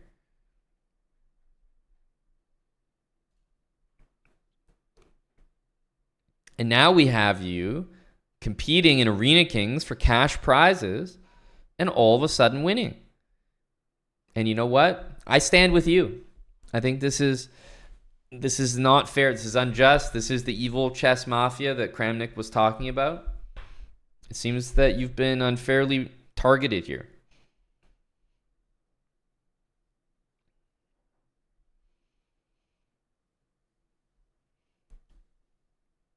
But I'm glad you came to us. And please tell your friends who are also in the same business as you that this is the place to come for asylum. Make sure to send them all to the chessbrah stream right after Arena Kings. We're like those highway signs you pass in Vegas, you know. Diamond and Diamond. Injury law firm.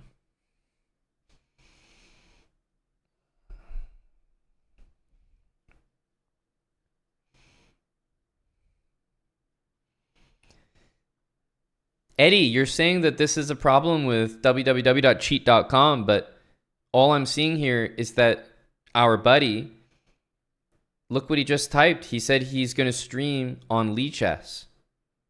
He's going to play on Chess from now on. So all I'm seeing, Eddie, is cheaters being removed from chess.com and pledging to play the rest of their life on Chess. So who has all the cheaters now?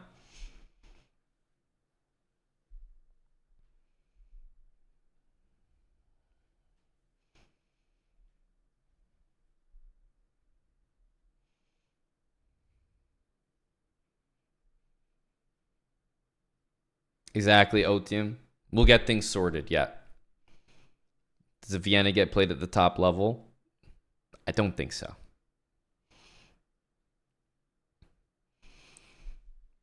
Well, I'm glad you came here, Royal Cone.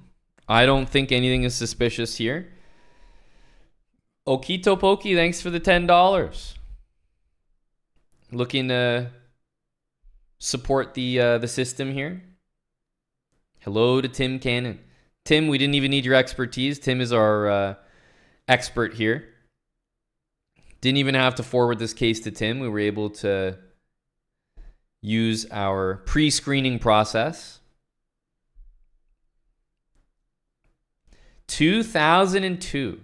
Hit 2K for the first time ever. Okito Poki, dare I say I'm proud of you, buddy.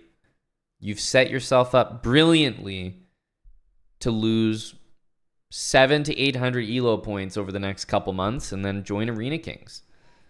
No better place to do it than 2000.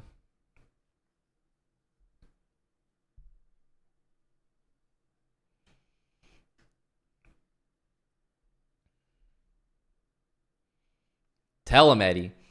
SV Pinball. Holy smokes. I hope you enjoyed our investigation here. Wonder if SV's still hanging around. That sounds like a probably one of our strongest lurkers, if I had to guess. Let's see. SV Pinball.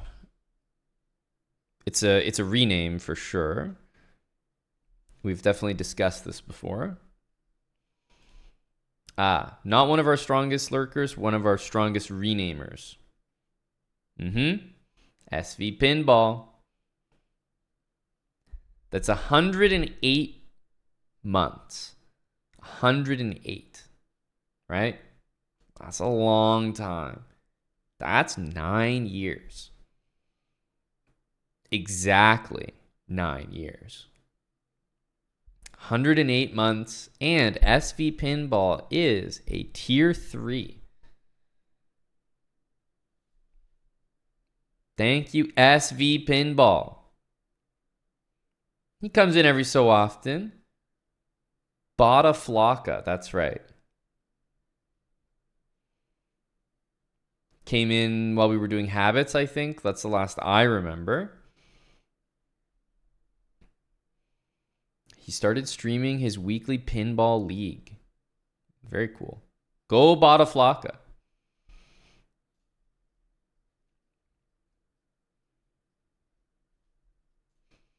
Well, always exciting when the sandbaggers walk right on in to the chat. There you go. Had to go and deal with that right quick.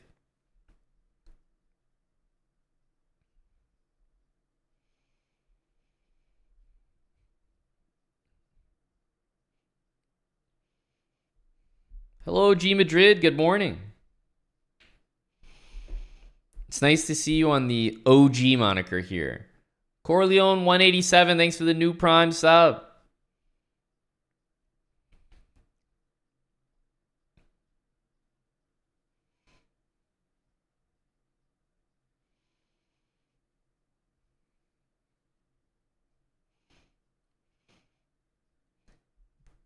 Kiarash on Twitch. Unfortunately, by turning the camera on, all you're doing is helping the police station do a more accurate sketch. They've already got you. You're streaming from jail.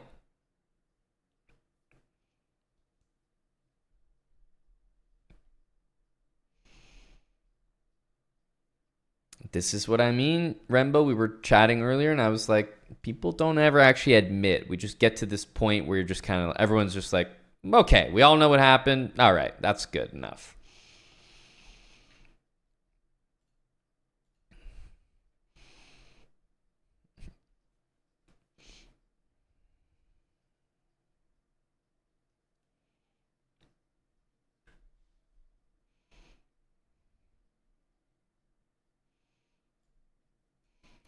So what happens here? Take because of rook d5. So that's important. Probably include this. And from here, I guess we have a couple knight moves. First of all, rook d5 is available, but I assume instead that we want to move this. Now if we go here,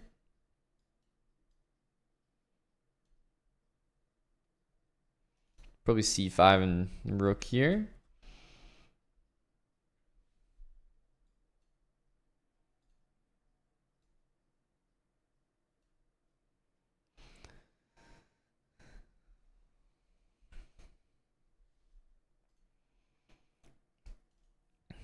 Interesting. I would not assume that this is so playable for black, but Engine seems to think it's reasonable.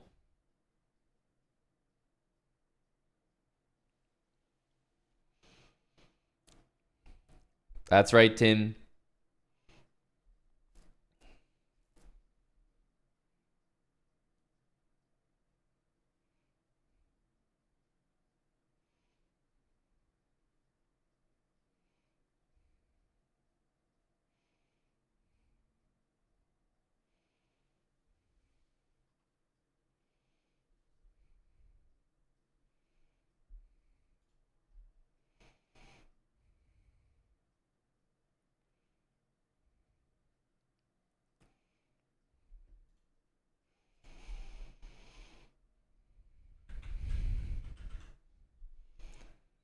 Definitely an advantage, but these are the types of positions that I've been talking about. Like, Hikaru's very resourceful. I expect he'll find a way here. I suspect he will find a way.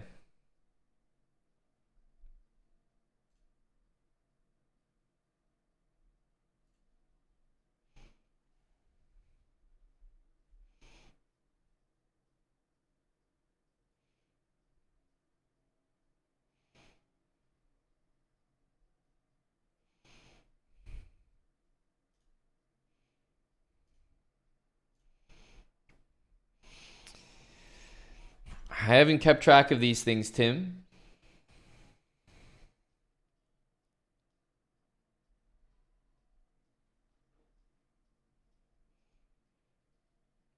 Oh no.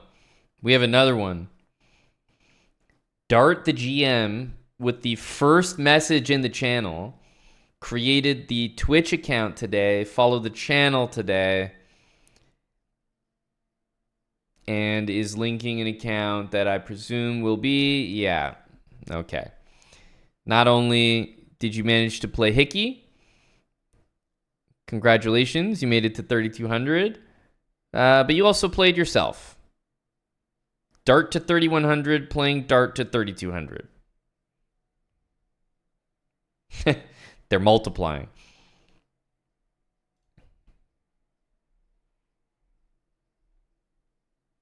Just like, what do you have to have going on that this is exciting?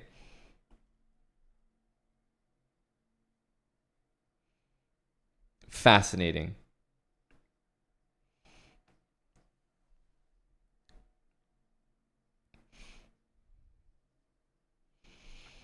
Why do they keep coming here? They should. This is the top place. You know, everyone deserves a fair trial. I say my guy Dart to 3,200 is innocent. It was Dart to 3,100 that clearly came up with the entire thing. Dart to 3,200 was collateral damage. You know, he didn't want this. He didn't want this life.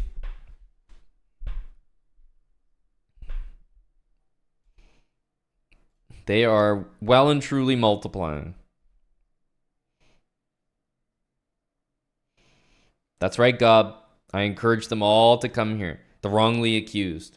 There may be some people in the chat right now who've never sent a chat message. It doesn't matter, you know, even if you did do it, you will get fair representation here.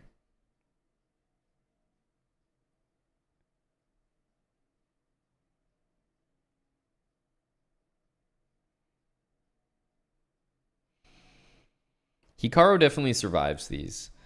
I've been talking about those resourceful types of positions being his strong suit. Okay, we do see this. Magnus is playing very normally. It's Wei Yi who has to find some like very specific moves here, but the way that Magnus is playing makes perfect sense.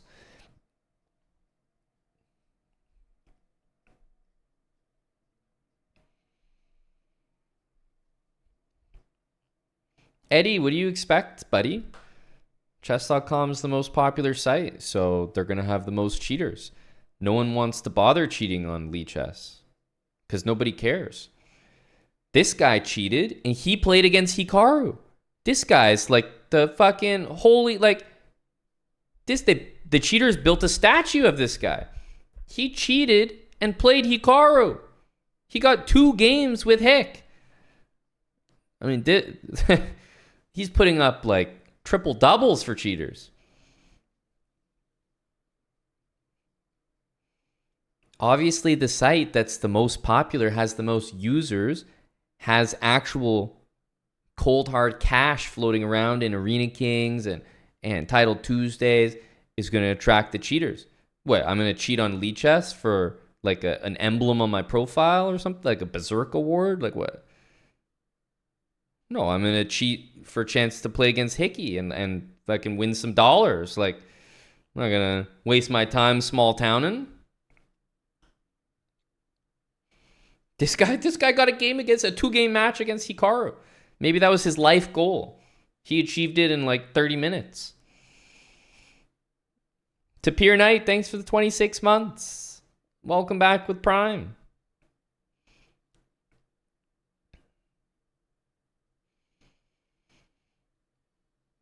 For real, Quad Glacier.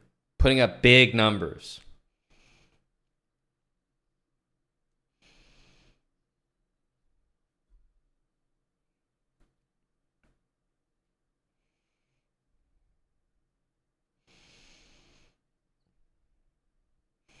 Well, they have organized rings, Angel. These guys are serious. They're serious about their cheating.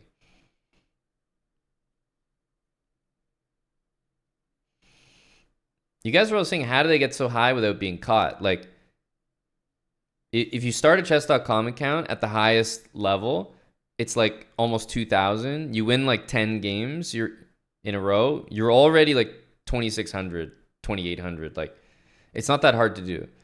Plus, they're playing against themselves. They have another cheat account. So they just play 10 games in a matter of like 5 minutes. Boom, like 3,000. It's like the easiest. It's the easiest thing to do. How is that the question? That's the obvious stuff.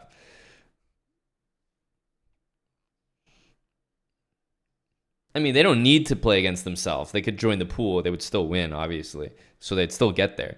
But they would get reported more if they're playing against real people.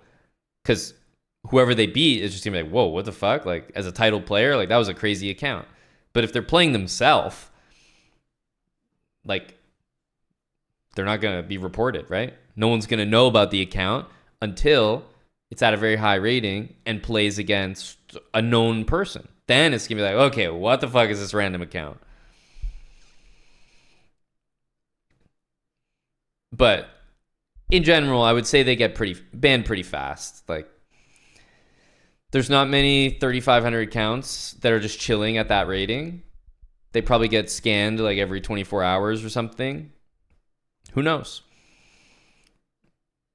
But it definitely takes like 5 to 10 minutes to get to 3,000. So when you say, how are they getting to that rating without being banned? You mean like, how are they lasting 10 minutes without being banned?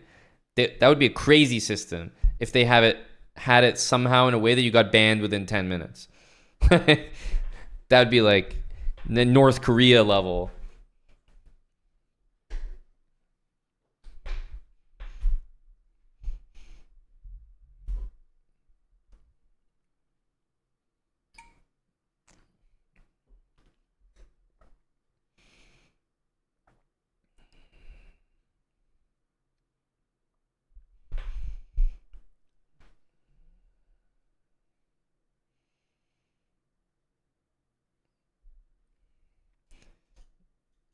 Rook c1 here feels too strong. Knight c4. Again, just doesn't feel as worth it. I think we need to see this line. But then the knight has to go somewhere. Like, looks like one of the top lines. It's not the most obvious to me. I would look at this position instinctively and say, hang on a sec. We have an extra pawn here. Like, I feel pretty good about this position. The engine is like, it's marginally better, whatever. It's like BS. These are the type of advantages Magnus converts.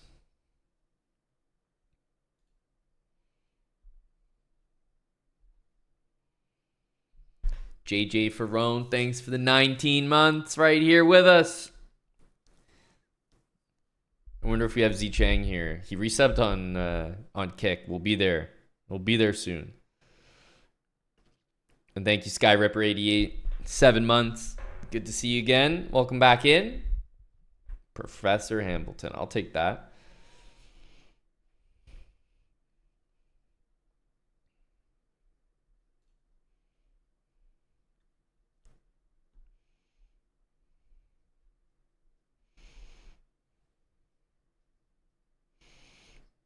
He'll represent him for 69 subs. Hold you to that, G Madrid. Hello, Big Bronto. Defile. Almost 4 together. Thanks for the prime. 47 months.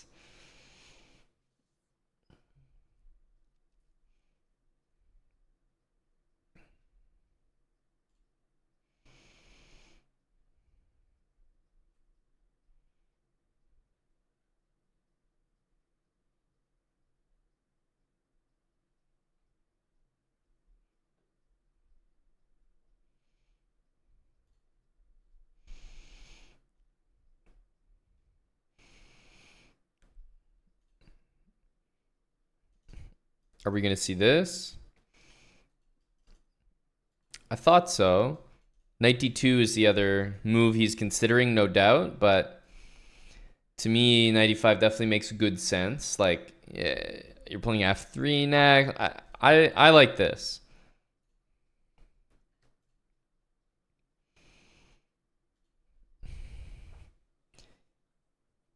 Hikaru has transferred his knight to c5, and he's already, I think, pretty comfortable here. I mean, white's fine, but this is what I mean about Hikaru. Like, he's already repositioned the knight. He's fine. I don't think he's concerned here. Let's get one of these games wrapped up so we can see an Armageddon or something. Let's go.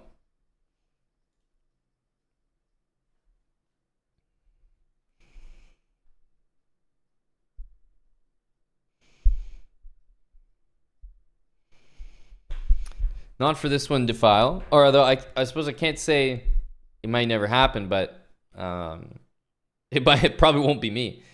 You know, got to leave that one open to the real cosplayers of the channel.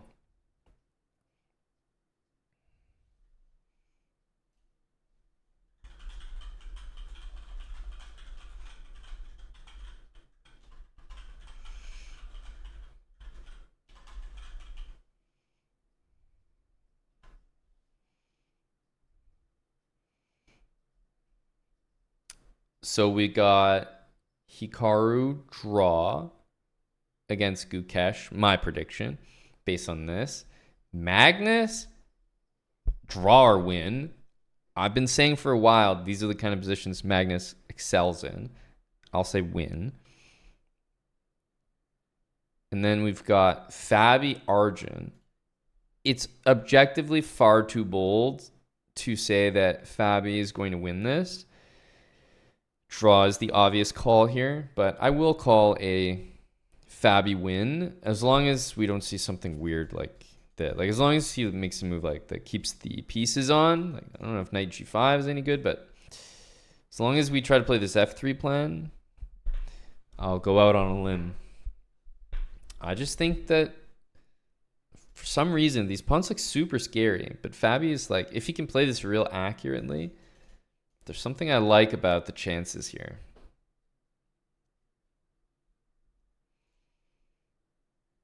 So that's what I'll say. And I'd like to see those results, please, anytime soon so we can start enjoying an Armageddon. Thank you very much.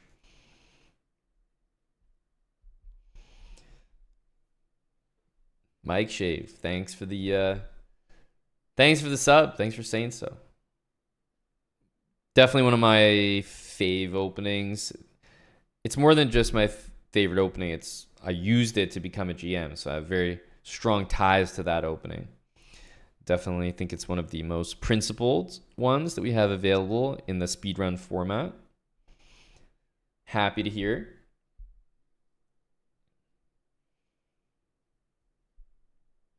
Oh, there you go, Eggs Benny. So some relevant ads for you. Ads you care about.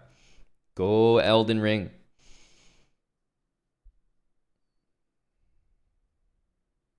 Hello, Daryl in Paradise. It's for under 1,300. And, yep, an over 2,000 coach. And yes, those teams have long since been decided, I think, for more than a couple weeks now. And there's going to be some coaching sessions, not featuring myself or Eric, featuring the community members, the teams that are competing in our little in-house PogChamps event. Over the next month, you'll see a lot more of that. And then we'll host the matches, the bracket at the end, to see who really improved the most over a month and which coach deserves the most credit. Who are the coaches? I'm still waiting to announce, talk about it fully. I'll have a stream where I mention everything in much more detail. For now, you can just check out our Discord. Everything's posted there. There's a Bra Champs channel.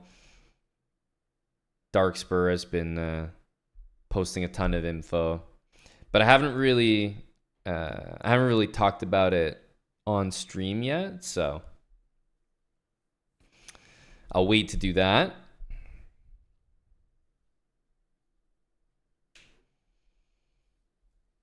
Probably early June.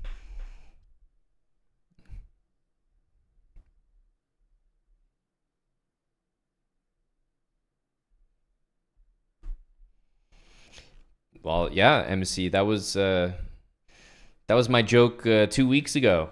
We're gonna have a resident cheater. Have to make sure we're following the format exactly. Bobercio is confirmed as the Lupo bra. That makes sense. That makes sense.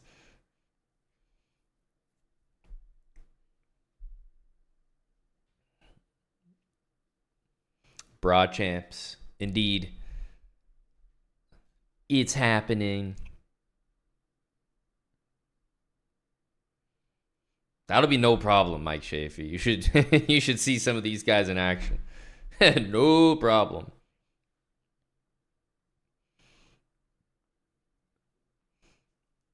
Yeah, gotta clean them out up top.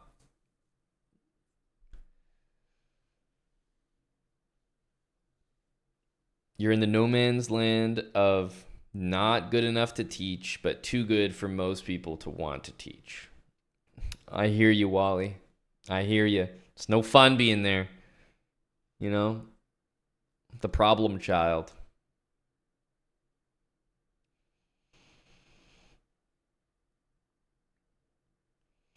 That would be a cool speed run. Use the engine and see how far I can go until I'm banned for fair play. Unfortunately, MC, it's just not an innovative idea. Like, I mean, we were just looking at two people who were way ahead of me on this idea. Like, I just feel like I'm late to the party, so it's not even worth doing.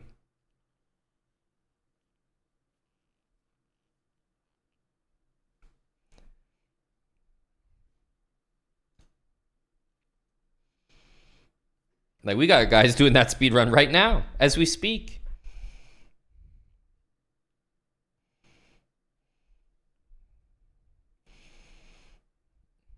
Yep, he did, Mike.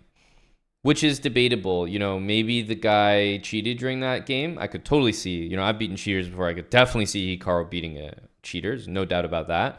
But what's also possible, and I was handing him credit, you know, this guy is putting up real championship numbers for cheaters because he cheated up to 3,200, and then maybe he just played normally.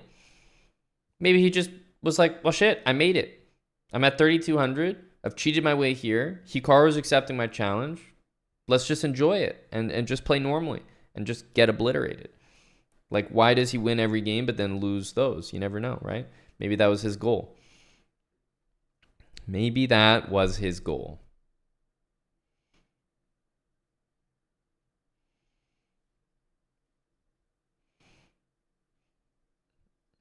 Well, the bra community, Davidas. The bra community, indeed. Okay, we have a move from Big Fabby. Ideas here, ideas. I did not, Kingly. I don't consume much, admittedly, much chess YouTube content. And don't currently consume any Hans YouTube content. I'm aware of it, though, because I'm mainly on Twitter. So I see that stuff on my feed all the time, but I should never usually have time to watch it. And okay, the polygraph YouTube stuff, I don't really, I can't take too seriously. So I don't usually, I don't usually watch that.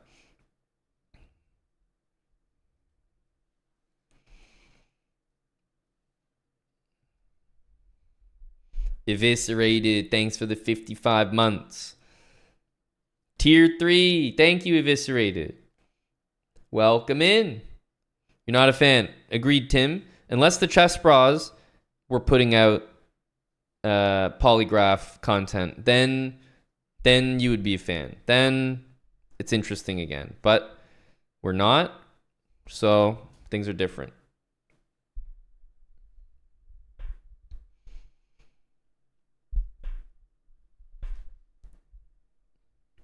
This looks dead even, but you know, there's just something about Mr. Fabby. I'd like to believe there's something there. Big time edge opening up in Magnus versus Wei Yi.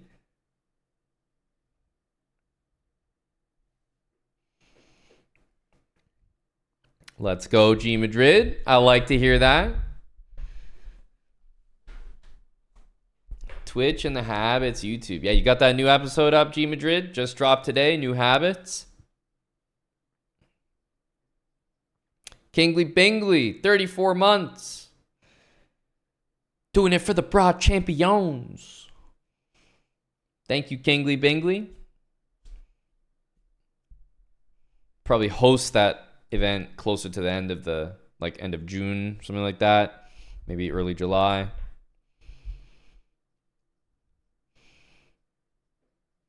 I don't know what classical habits means to file, but if you mean the first one, in my opinion, yes, they're better. There are a few additions to the habit series that, in my opinion, actually do make them superior.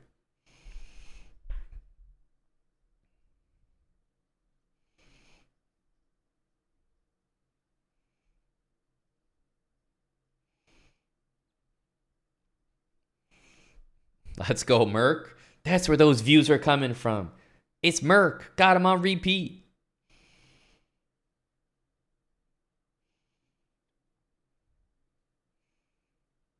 Red dot defile is a huge one. Red dot, brother.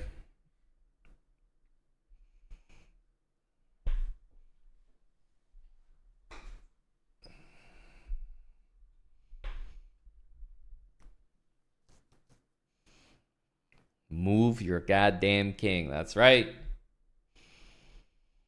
The super snork. True. True.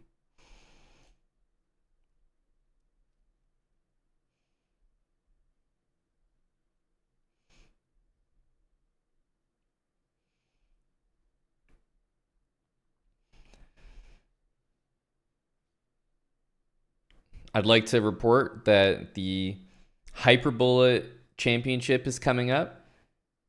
So I will be spending more time in my basement to acclimatize to the event. It's June 12th to 13th.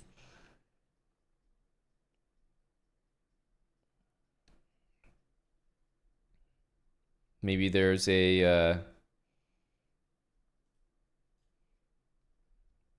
there some kind of article? No.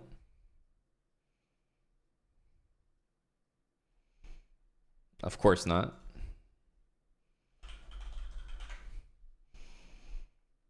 I find the search function never works.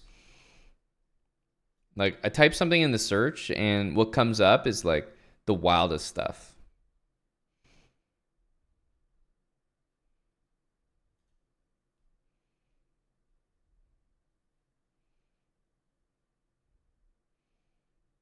Okay, there you go. Hyperbullet, June 12th to 13th. Probably no further deets on it yet.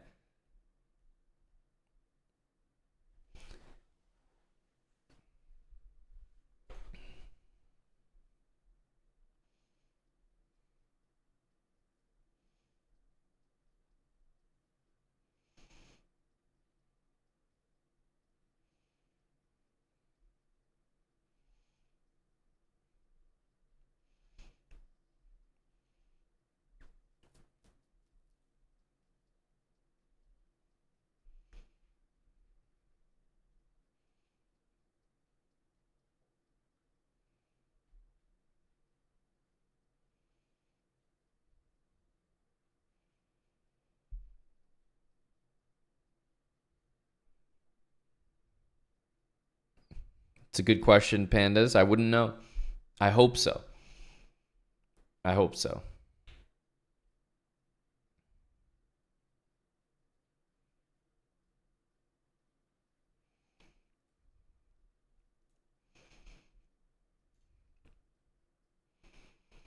Big time edge opening up here. 25 minutes now.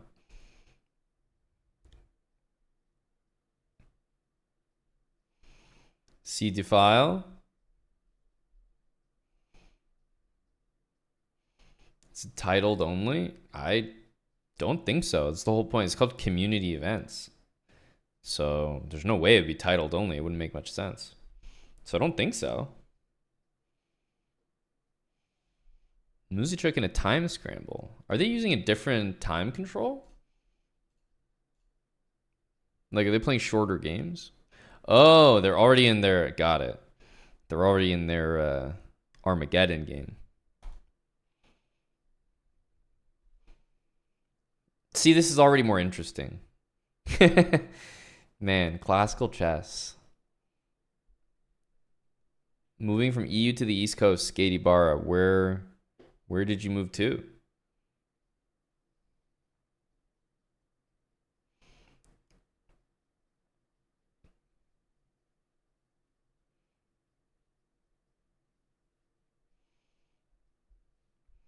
Thanks for the 2 years, Skady Barra.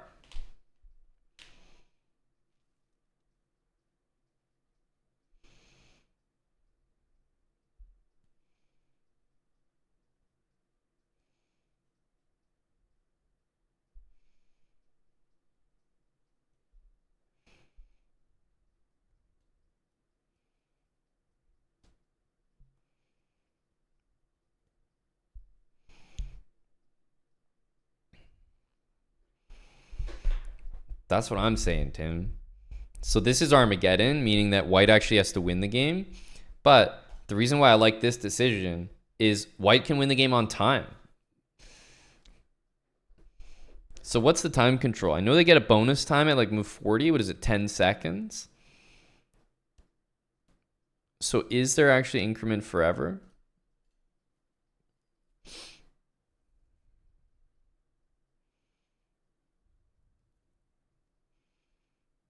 Where do we go here?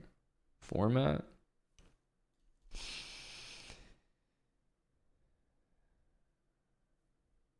$10, black has 7. Oh. Well, they're not exactly telling us the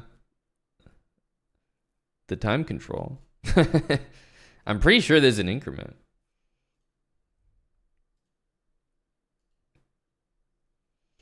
That's not very descriptive. New York, okay, Skady Barra. Phenomenal place to be. Are you there kind of full time? That's exciting, man. Congrats. Wei Yi with a blunder. Hey, I'm not surprised. Like, he was in the tank, clearly not playing the move we expected. Rook c2 maybe. Yeah, doesn't surprise me. First of all, rook d5 is a very natural move, but clearly Magnus is at least going to play rook c1 here, and I mean, you're just comfortably better. No doubt about it.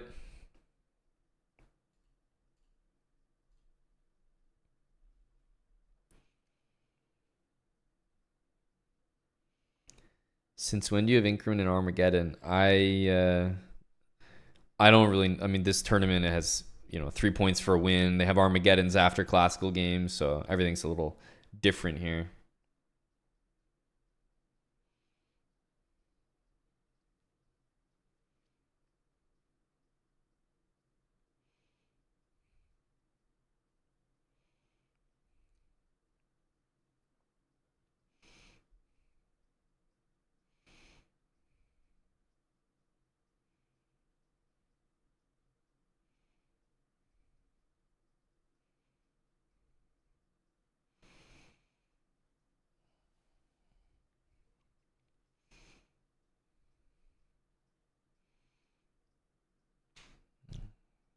Don't do that one.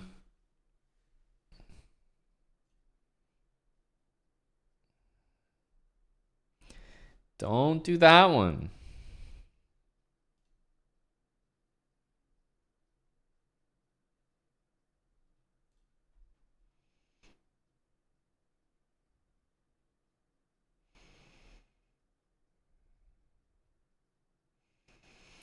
So this is what is confusing. Like, black's about to get increment, so there's just no winning this game.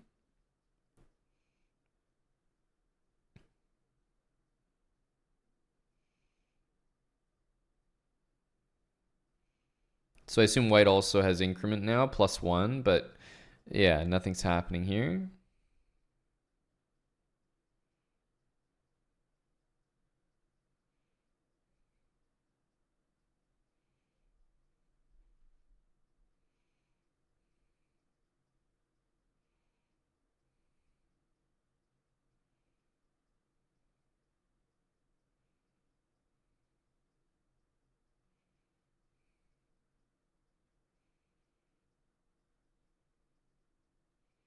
By the way, 1 second increment over the board, I would say means almost nothing.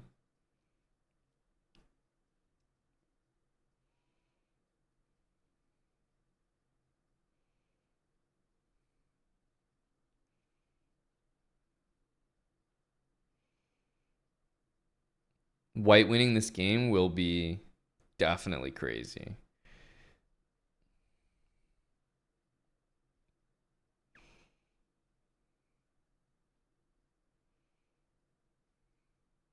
Yeah, black has rook g3, that's a big deal. So white has to come all the way back.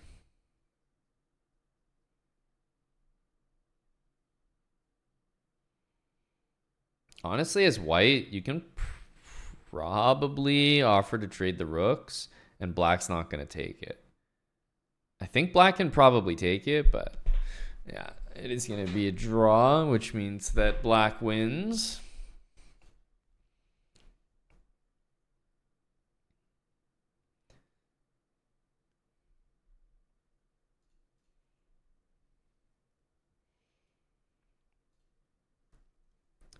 Just mega equal game here. What's happening here? F3, knight d2. Okay. Okay. Guys, I've been predicting Fabi for a while here. I think Fabi's the type of guy that can really wiggle in. Slippery bra. These are very mechanical positions. I think they would suit him.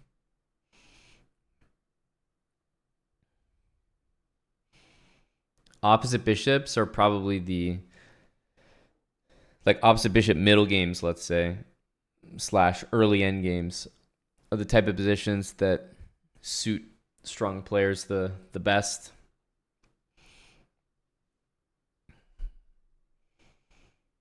A lot of care goes into every move.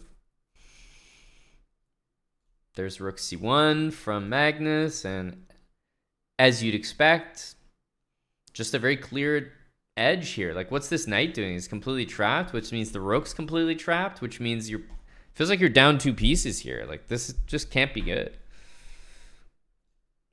I think Wei Yi's in trouble.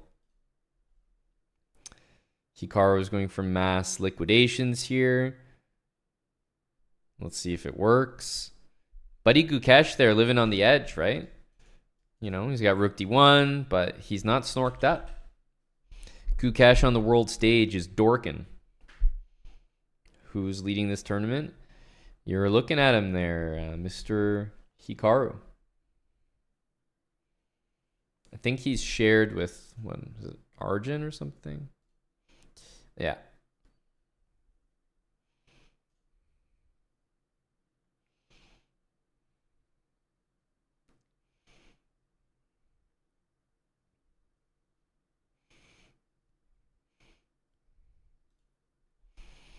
Okay. There's queen d8. Queen b4.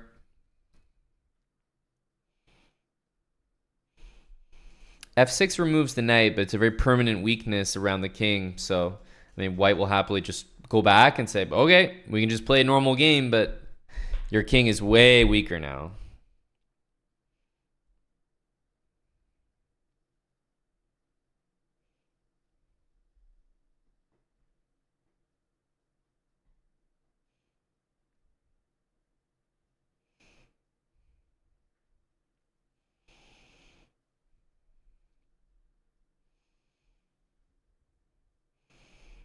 Another flawless game.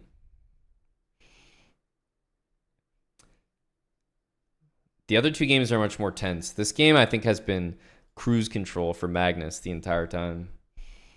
And it's not even like he's going to win it. He might not win it, but it will definitely not be a stressful game regardless.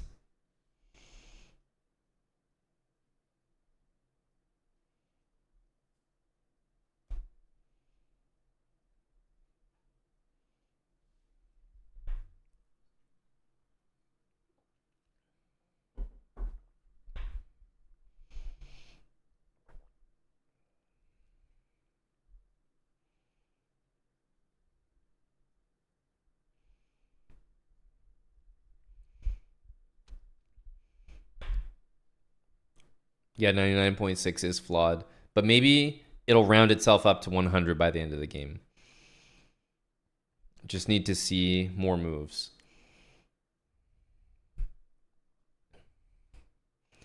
Why am I so much better than you, Daniel? Unfortunately, the answer is obvious. I don't have numbers in my username. It's a critical error you made years ago, and you're stuck living with it.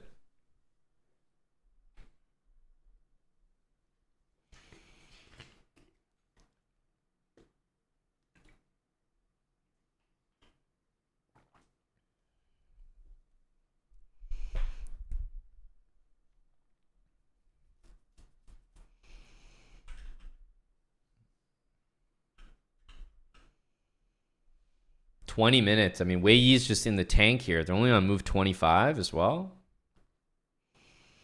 This is not comfortable.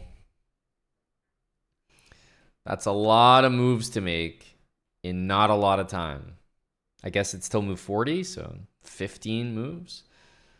16, counting this one.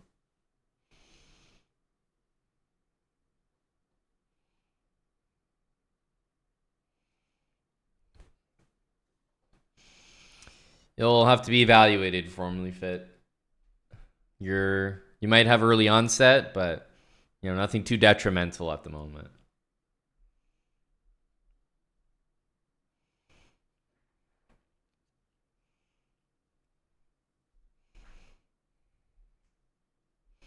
Hello, Trucker Johnny. How are you, bud?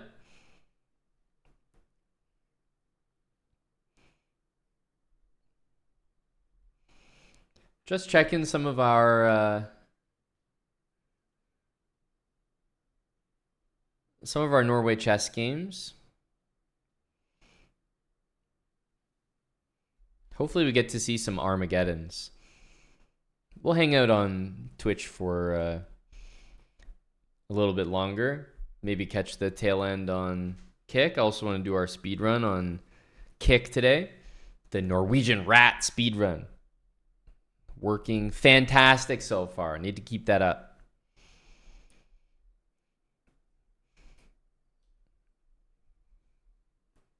All right, I'm going to take my first break, grab a refill. Numbers versus no numbers sub battle. I already know the result of that one, but, happy to host. I'm going to take our first union approved break. Back in a few. I'll leave the game on here.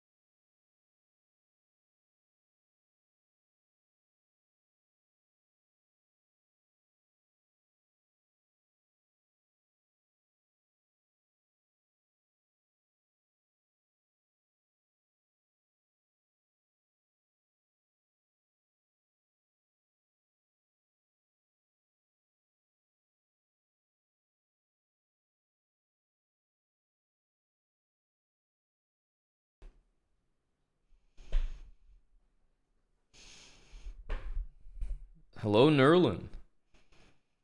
Keeping the chat busy. Jack Fancy, thanks for the new sub with Twitch Prime. Thank you, Jack. And Vicar2112. Thanks to the Vicar for the resub. No, not the resub. The new sub. Also new Prime sub. Look at that. What the hell? Welcome. Pair of you.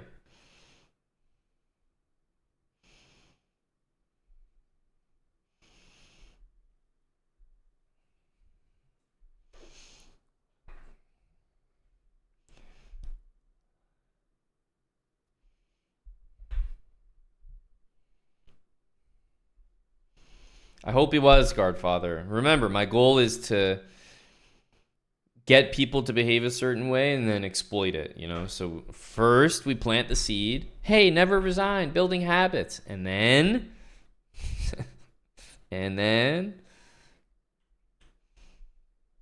we hit him with the Mona Lisa.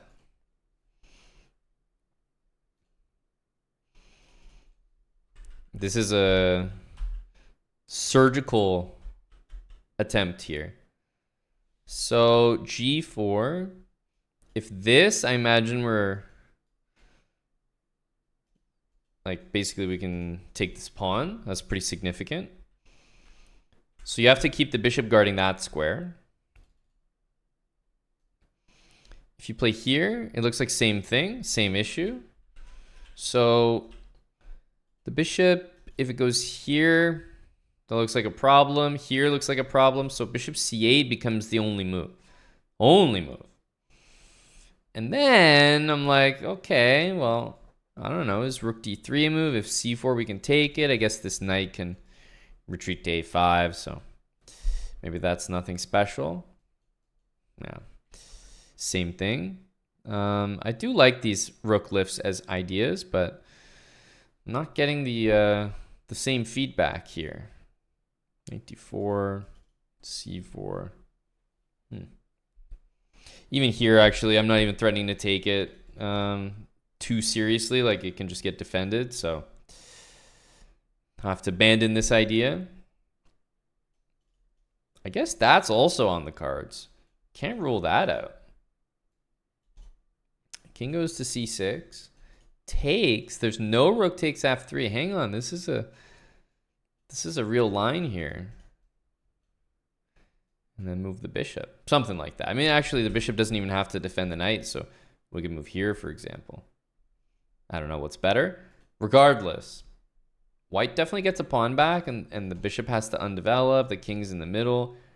This does not look easy to play.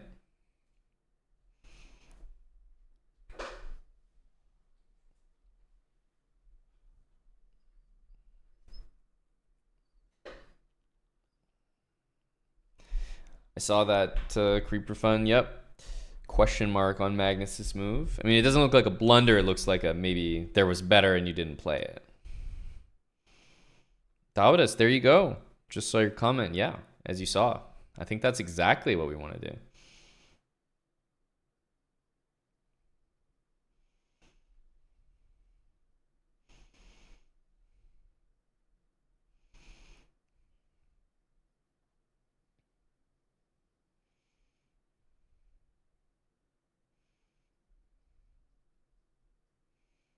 Okay, we see this.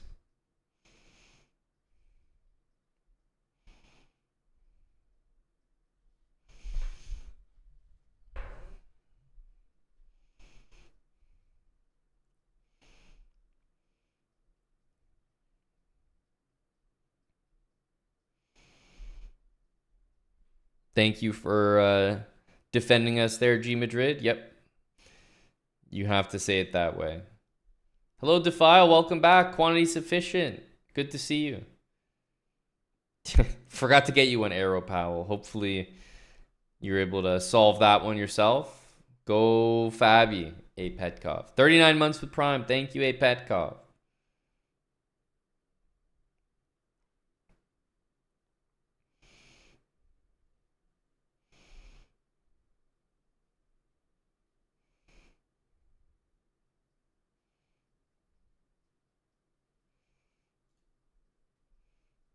Fabi doing stuff.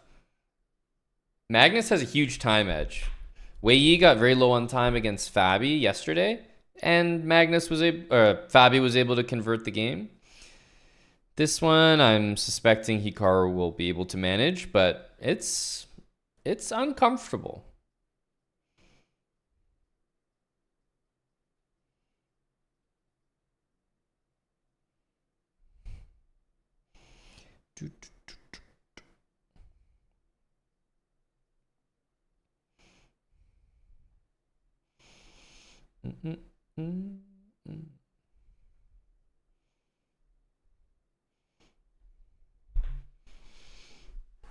Oh, you tuned into Guppy's stream, Nerlin. That's great. Glad that you enjoyed it.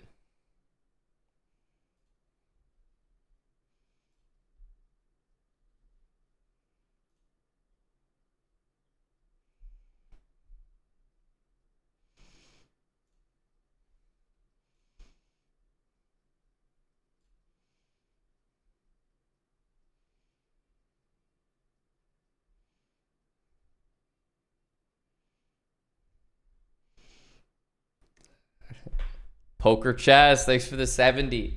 Most important resub, I always say. You're at 69 months and you go for 70? That means a lot.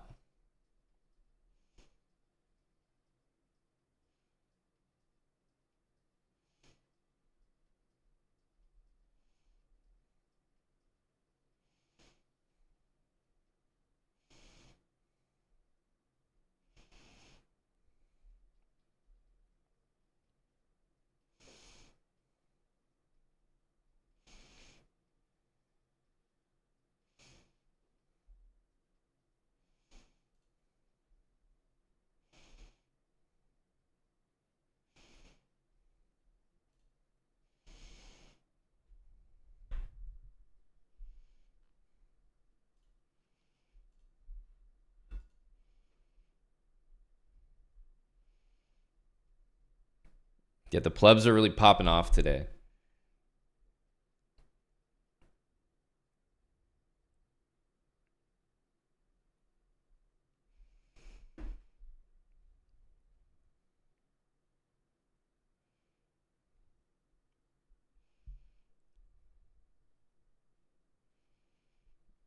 Hey, means a lot, Poker Chess. Means a lot. We finally see some snorking from Gukesh here. It's about time.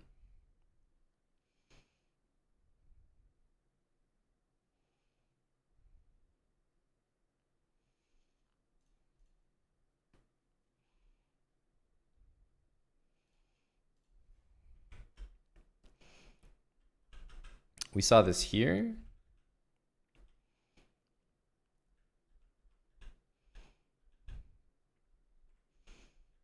Jeez. Nobody knows what to do in this.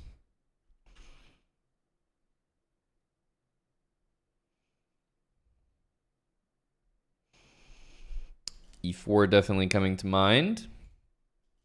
Same with bishop f4, but bishop f4 doesn't feel like it does as much as it needs to. Creamy elite sauce, 100 months on Twitch. 100. Why, thank you, sir.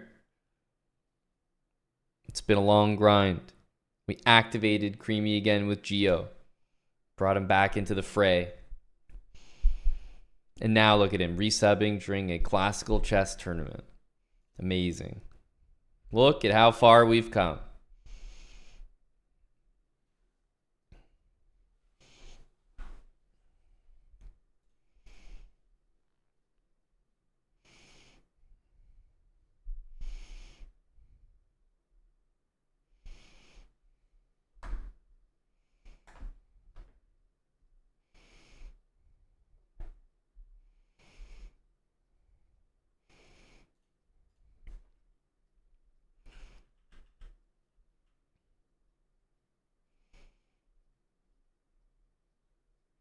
$11 for Wei Yi. That's really the story here. But it looks like he should be fine.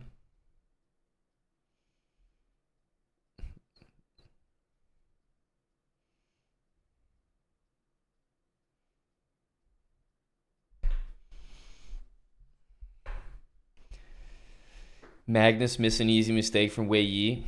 Gurners and burners, it eluded me as well, but something tells me that you would have found the move. Something tells me you would have played better than Magnus Carlsen. Is that right, Gurners? Was it a relatively easy mistake?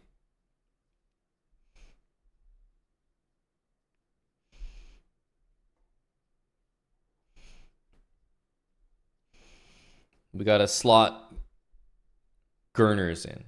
He would beat Wei Yi.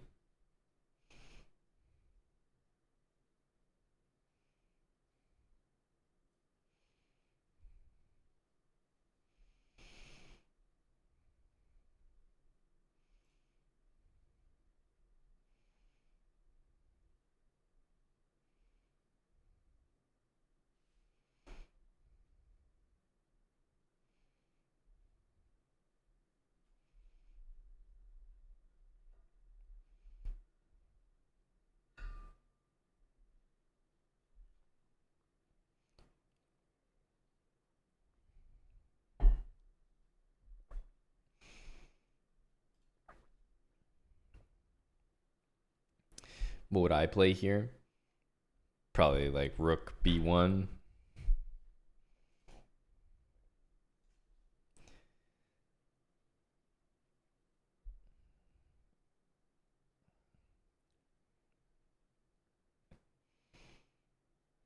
The way I see it, Black's trying to play this. So I don't know. Hit the pawn, try to prevent it.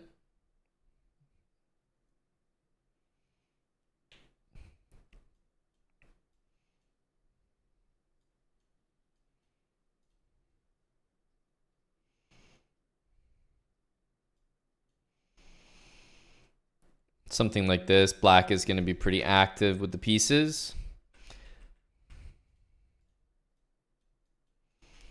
It's really the same thing here. Black's going to get some activity. I feel like white is generally okay in these.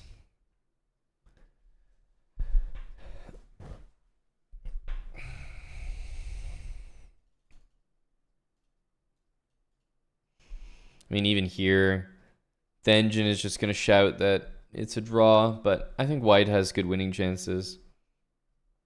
So if Magnus can get anything like that, I think there's definitely good chances.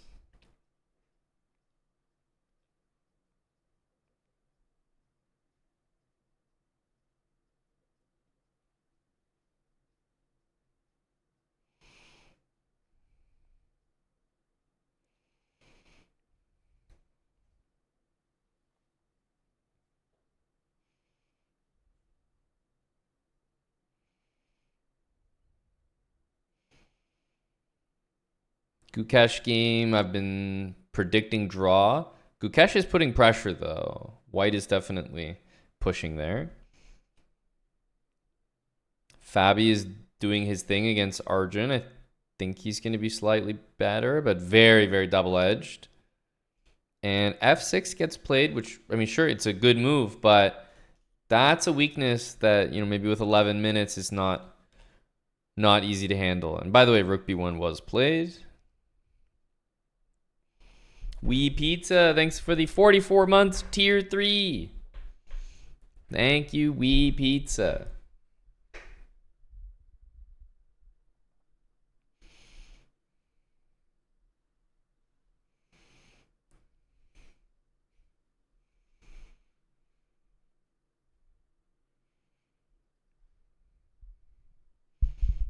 We certainly are Levi Allen. Here for some big numbers like Creamy Elite Sauce and 100 months. Tier 3 from Wee Pizza. We have our speed run to do on Kick and maybe catch the tail end of these games, but we've been hanging out. Hello, Smuck.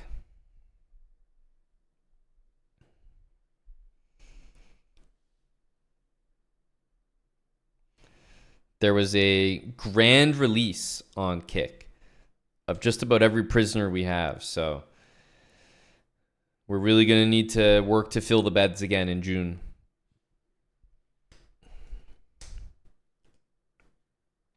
We're only holding the most high profile prisoners.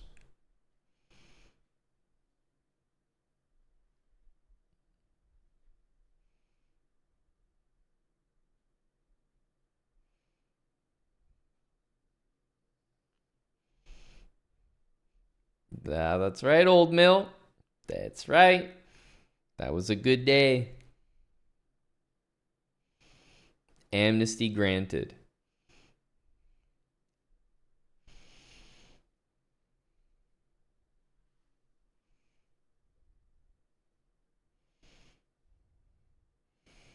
First player to break 2,900. I got no clue, man.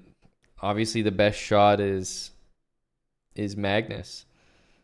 And every other prediction, there's just, you can say any name you want without gaining anything or losing anything. It's like, oh, I think it'll be Gukash. Sure. Sure.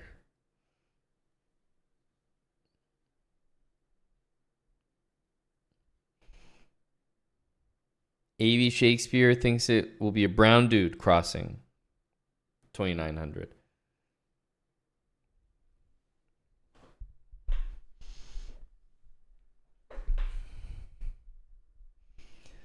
Yeah. Here we go. Accurate Andy.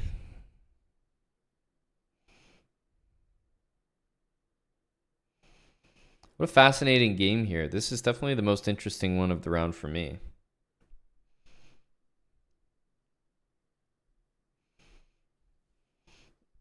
You think it'll be Tim Cannon?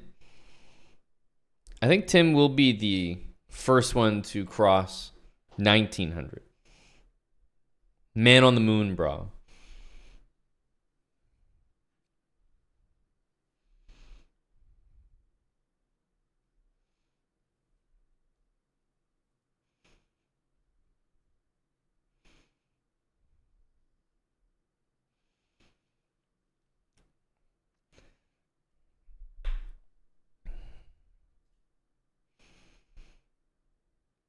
Man, Hikaru's really in the tank here.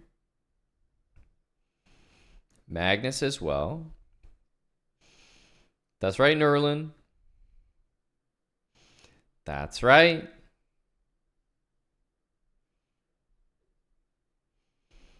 You know exactly why it wasn't working.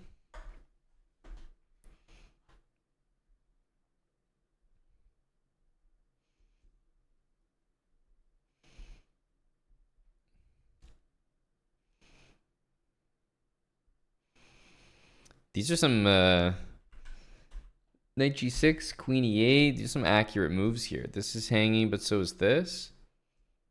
And then there's a Queen E4 check, so you can't just take that pawn on B7. Damn, Morrow hitting 1,300. Holy hell, Morrow's fucking angry, dude. He's really looking for that unban. Crazy from Morrow. He's up 1,000 points since the start of Habits. But Nerlin is still 1,400, so he's not getting that unbanned just yet. No handouts. He's got a fire in him. I mean, just look at the guy. Look at the work he's putting in. You'd have to agree. 12 minutes for Hikaru, but I guess they played more moves. 31. It's not a ton of time, but, you know, for Hikaru, I think you're not as scared. It is Angel. That's correct. Mid-February is when we started. He's 1,000 points to the good.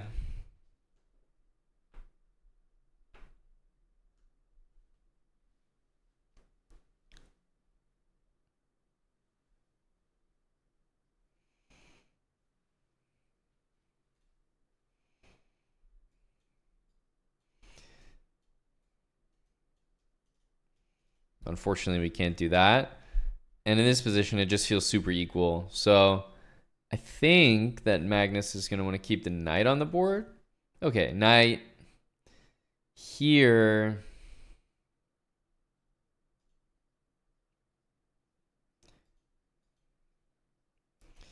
E5 is always there.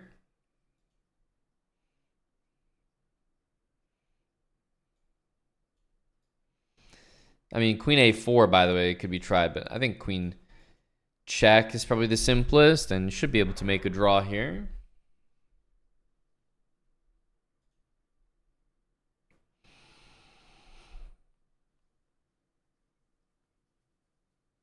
So what's the Magnus move that keeps the game going? Because you've also got this, let's not forget. That trade is super annoying. This move feels very good. Do you have to play this? Like, it's weird because if you play this, there's also, ooh, queen check. Oh. Yeah, because you have to take with the one of these two pieces, which is bad. So maybe queen c2, given that queen c6 is not possible. I could see that. I could see that.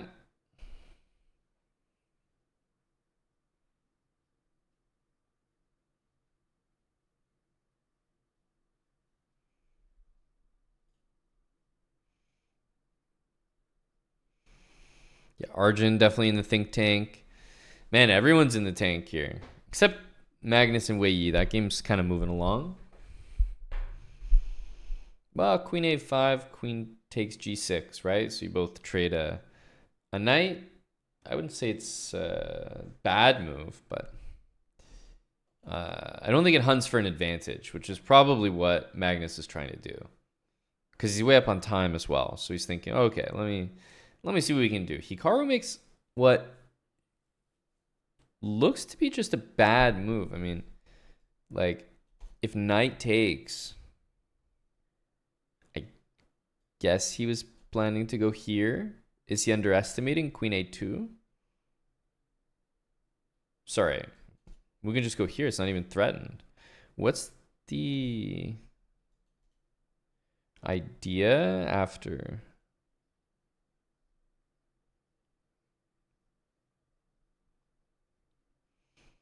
I don't know that I'm seeing it. Maybe this? Hitting this and then also like has this idea? Maybe? I find that tough to believe. Like, why would you want to give pass pawn over here? But maybe that's the plan. It doesn't feel good though.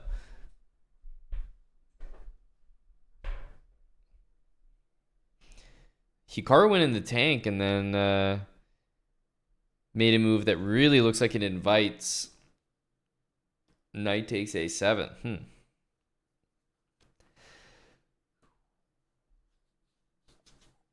3-0 Nerlin. 3-0 for sure. No 3+2.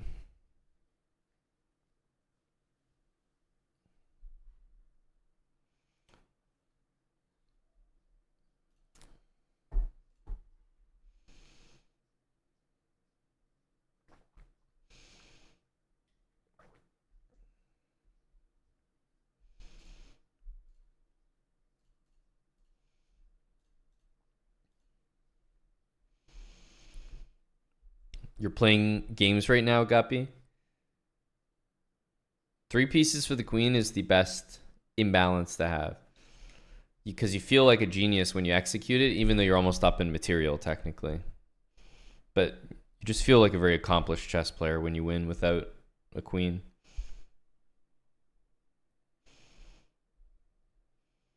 Two of them were rooks. Oh, dude, get out of here with this fake news. We're getting baited. That's not impressive at all. You're just up material. All you did was come in chat and say, wow, my extra piece just dominated. Wow, I was up a knight and I won. You're just up material. No trick.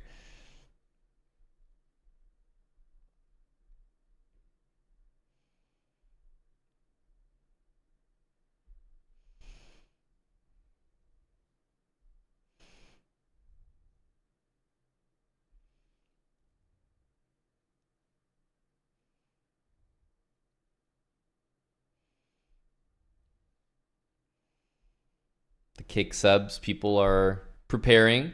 They know the departure is imminent. Hikaru with a move that Gukesh is really going to be thinking about, but honestly, knight takes a7 looks insanely tempting. Erigaisi thinking. Magnus did play that queen c2 move. King here. So now if the knight moves, you are going to see this. Pretty sure.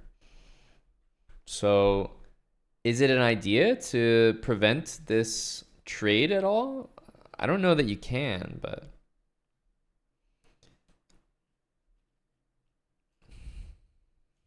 This move definitely does not look good. Maybe this. Yeah.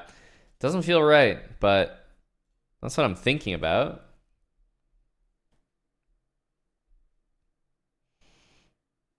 Yeah, Dakota, I don't think it's enough.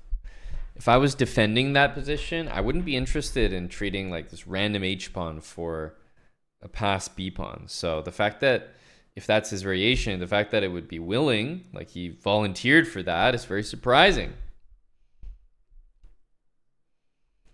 Okay, I was suspecting that we would see this. H5. What do you do about this? Like, rook a1 is so passive. Is there anything else here? H4 played. Queen c6. I mean, you have to take. The rook takes, I assume. And then what do you do with this knight? Like, knight h8. h5.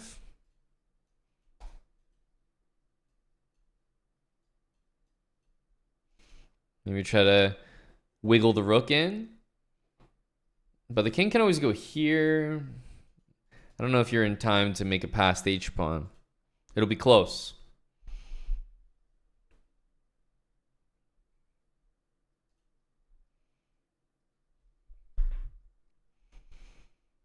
Queen c6 by Wei Yi has to be expected, though. Whoa, what the hell happened here?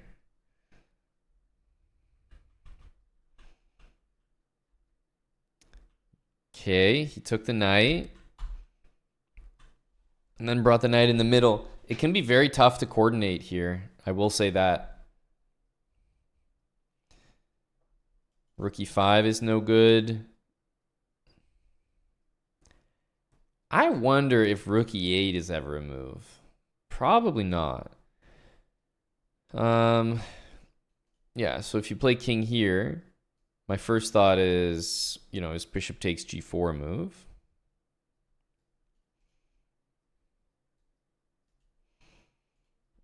That looks pretty damn good.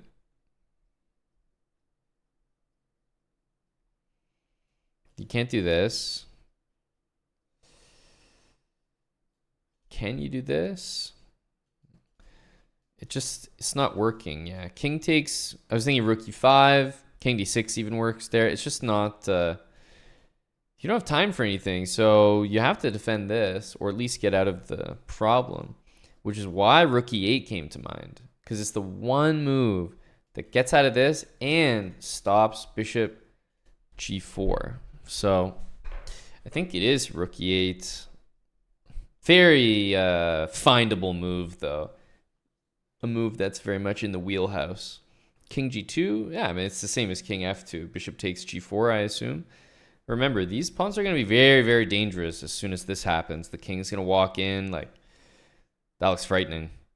So I imagine these are kind of grouped together in terms of that.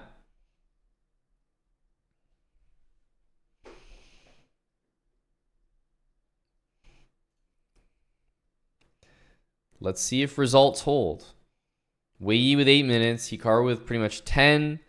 Hikaru's position does not look good. Wei Yi looks like he's equalizing, but Magnus can do a lot from an equal position. And Fabi looks like he's winning. My prediction was Fabi win, Magnus win, and Hikaru draw.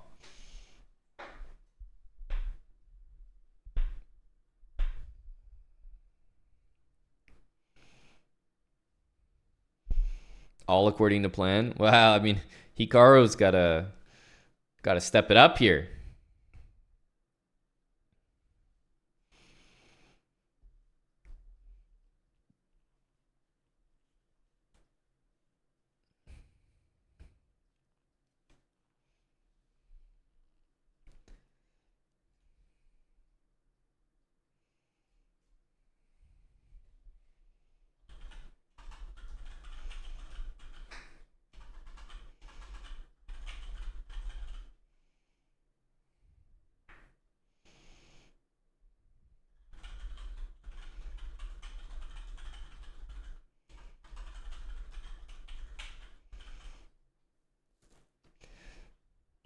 By the way, Salty, if Salty's still here, have you been tracking our Elden Ring ad? How many times has the thing actually popped up on screen? Has it just been the once, or has it been like, I don't know, it's been a couple hours now, so maybe like 2 to 4 or something like that. Curious how that thing is, how it's working, but it comes on for 5 to 10 seconds. I only saw it once. Yeah. Oh, if you mean in chat, Eggs Benny, has been much more than that. The chat message has popped up a number of times, but I haven't seen it on screen, honestly. So non-invasive, if it popped up, you wouldn't notice it. Oh, there you go. They've killed it then. Yeah, I only saw it once on screen. That's why I was like, thought it would be there more, honestly. If we're sitting here being like, wait, did it pop? Like, great already. Great already.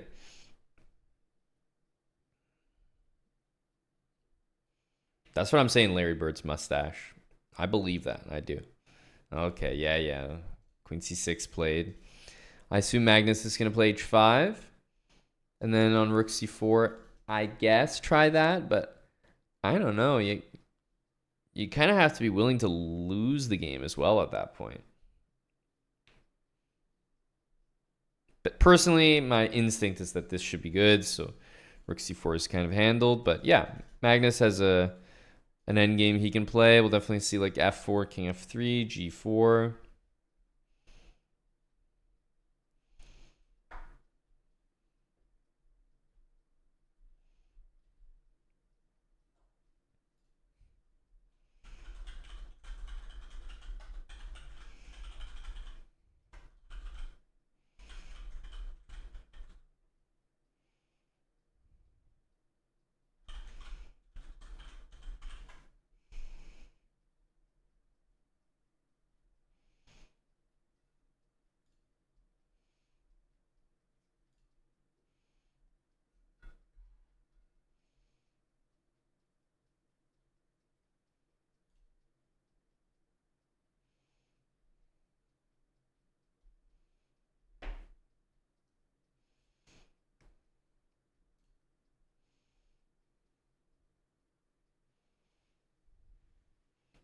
Definitely the last guy you want to face in any game. I'm just assuming, by the way. I don't know if that's the case.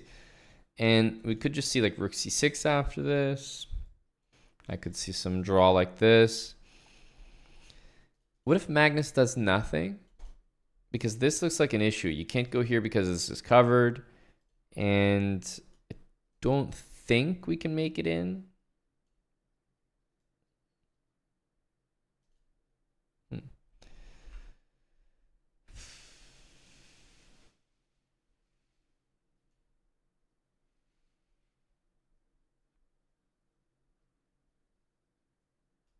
Kind of want to like bring the pieces back like that, because white's trying to go like maybe this for checkmate on f8, so really need to watch that.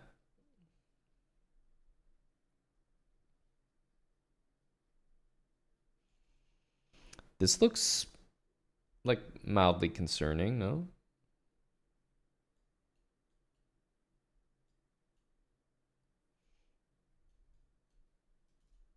For example, right?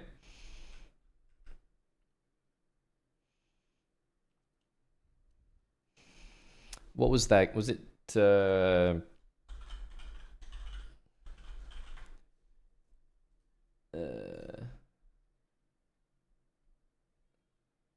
Ding against who? Was it against Nepo? I think it was against Nepo.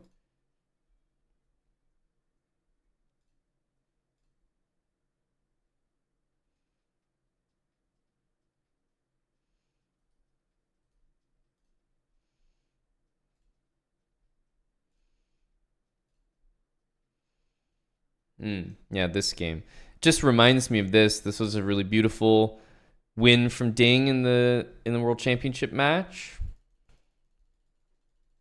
First of all, it was beautiful because it was a London as well. It was a gorgeous London. But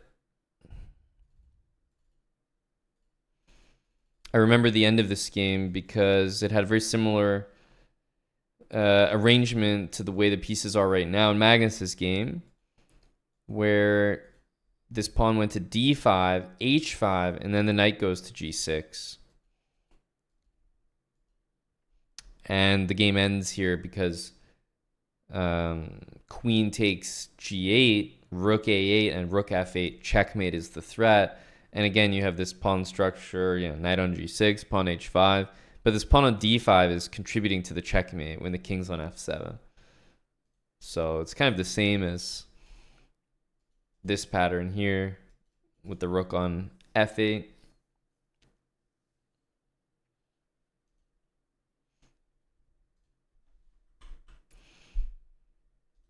So there we go. There's a move that makes more sense maybe than my move. He's allowing this. I don't think it's for this because of that, but I think he's about to play this. The knight is stuck defending, and the rook will invade some square. And then white will, just continue to advance the pawns. These pawns don't advance very easily.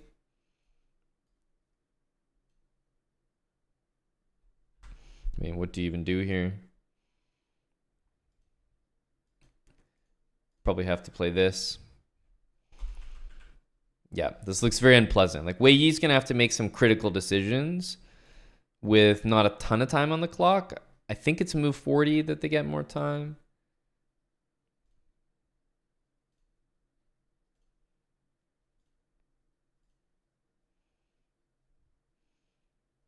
Yeah. 10-second increment. That's not much, right? He just gets increment at move 40. But he's going to have 4 minutes for the entire game. And Magnus is going to be putting pressure on. So I think the odds are tilted in Magnus's favor.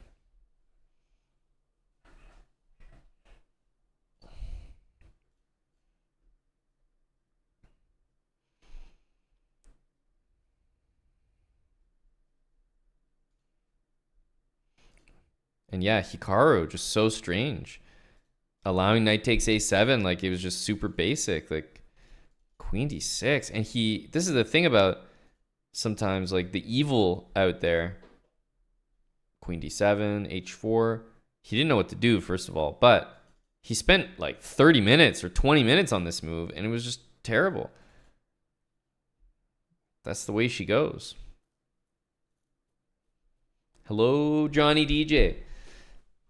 How was Big Leighton? I've been listening to a bunch of his tracks here. Jesse James, 9,000 links to the 14 with Prime. So yeah, not Hikaru's position. Gukesh looking like he's slated to get a win.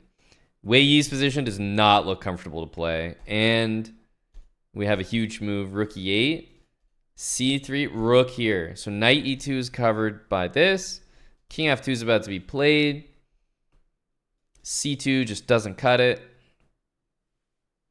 There's no threats. And you just cannot move this bishop without losing the rook.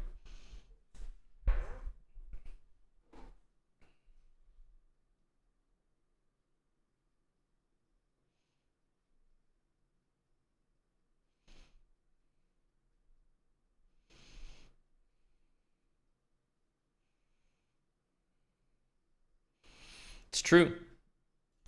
Gukesh snorked up, and there you have it. Winning position.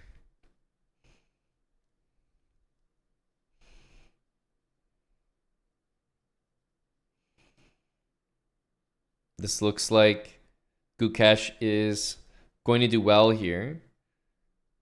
Okay, Wei Yi plays this. Honestly, can you blame him?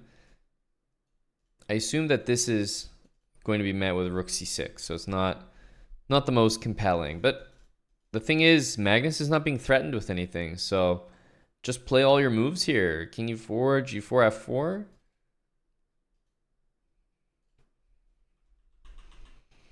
Knight f4 played, and now if king here, there's no way we play d5 there, right? Basically, once this pawn is gone, then white just brings the knight to f5, and just has like an overwhelming position. So I'm not saying that d5 is the move here, but if you play e4, knight e3, knight f5, position gets extremely good.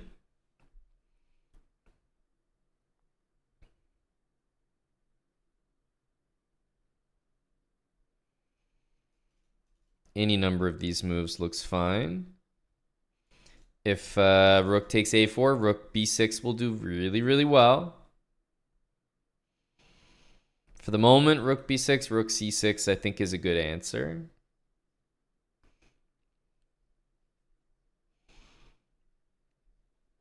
Wow, Kirash 2003 G.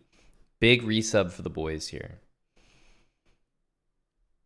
As I've always said, I stand with you. The chess mafia, can't let them succeed.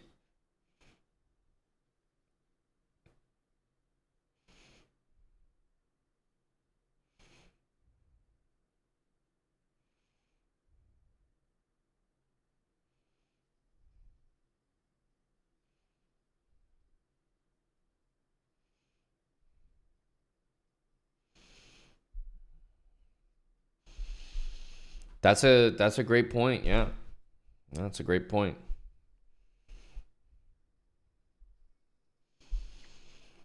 Oh, just the chess mafia trying to take you down, brother. But that's why you and the people you work with, you can treat the chessbrah stream like a safe space. You know, as soon as you or maybe your friends get kicked out of Arena Kings while you're in first place, you know, after you've gone on a tough losing streak, dropping 700 points, just send them to the channel here and you know, we can just discuss.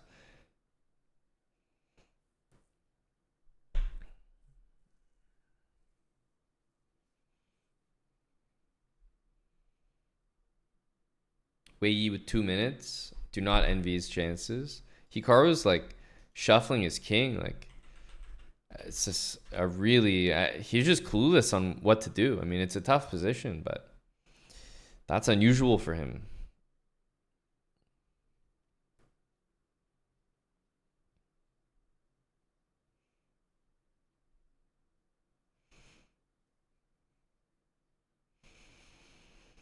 It's so hard not to play the move g3. Just as a chess player, to connect these pawns, have a square you can run to where there's no other check that you need to worry about.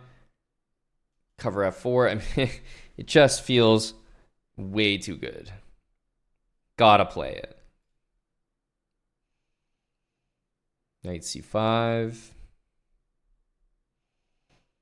Honestly, after knight c5, I'm starting to think like, wait a minute. Is b6 a move?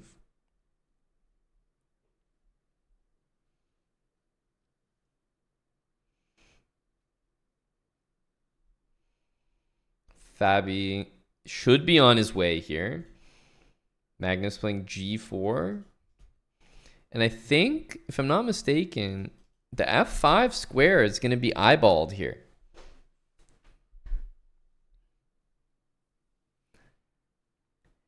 Well, I don't think anyone thinks you were cheating, Kirash, by the conventional sense.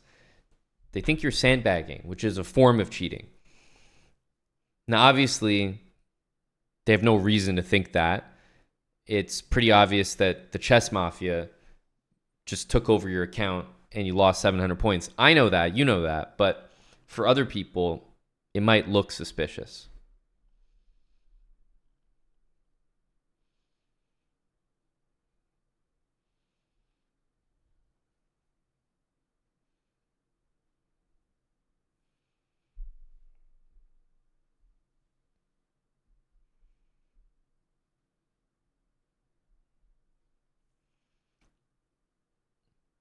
Also, rook b6 is nearby.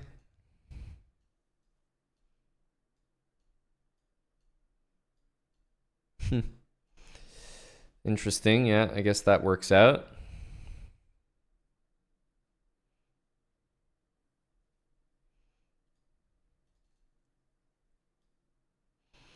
Something that feels pretty nice. Like, I almost don't want to help this pawn get here. Like, I want to do this, but it's not enough.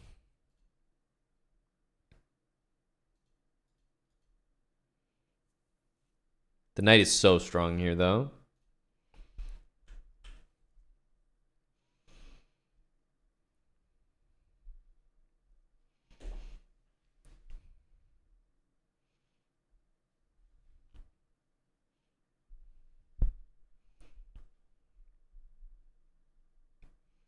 The Krispy Kremer, thanks for the 32 months.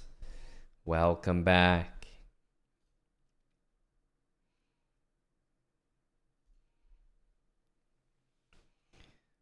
So if he takes the rook, are we going to see knight e2?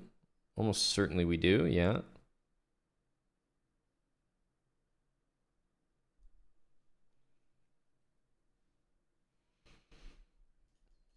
This move exists. So I think that all the Fabi needs to do is like, first of all, he might consider this, so there's no knight d3 check after, or this, or something. He's got to move this rook, obviously. Not sure where. Maybe rook d8 to stop king d5. But it should all be based on bishop h6 coming in. Gukesh winning. Rudranch, yeah, he's been winning for the last 20, 30 minutes.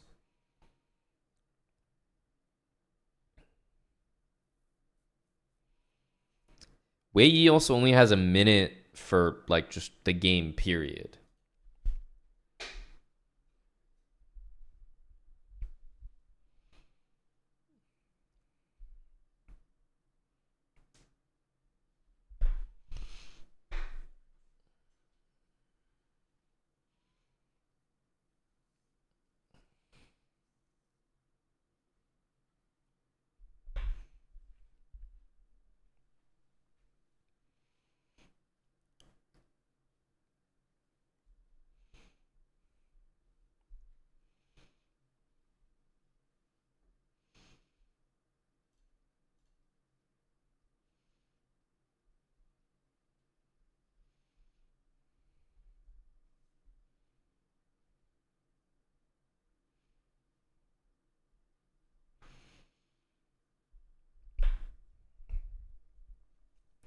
I think it's actually the opposite here, Venus. The goal for Magnus is probably to lose this pawn so that he can give check.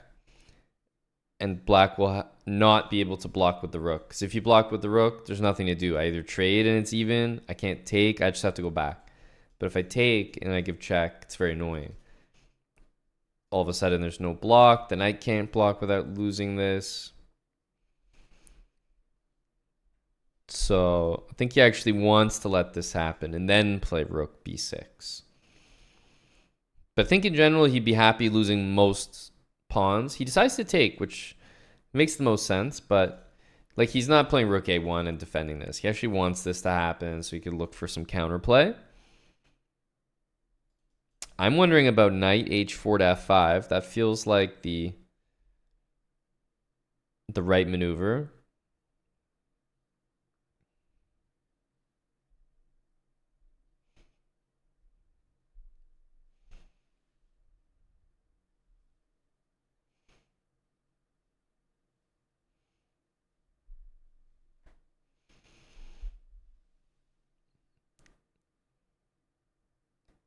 Magnus's birthday always used to fall around the same time as the World Championship matches, which was, you know, he's built for being a world champion with something like that.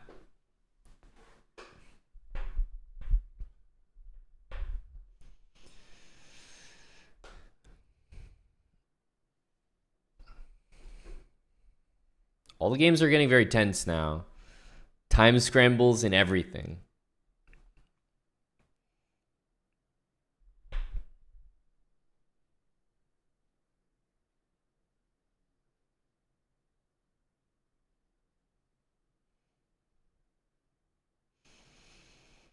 Eric Icey looks like he's going to push the other C pawn.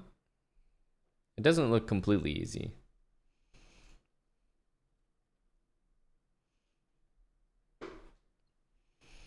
Yes, Dill is also built for World Championship as well. Yeah. Yeah, Dill's birthday is tomorrow. This is correct. I'm assuming we see this. You can't play g5, obviously, because the queen will happen. So what do you do?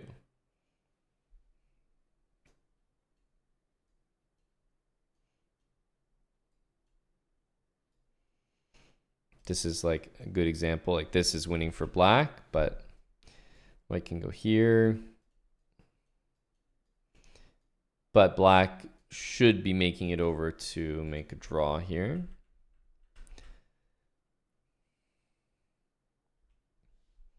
So in this position, would it be rook d3? I think so. So you can't quite do that. If you can't do that, I don't know. What do you do? a5.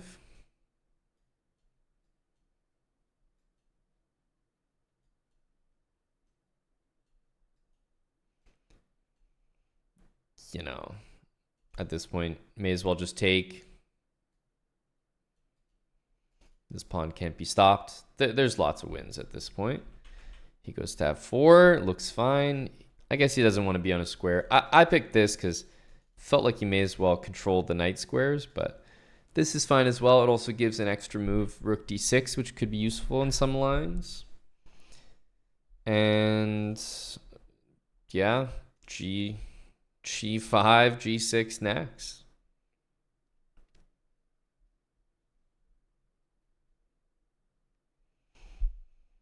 I think everything is winning there. Magnus trying to do something. Gukash is just dominating this game, but still needs to conclude it properly.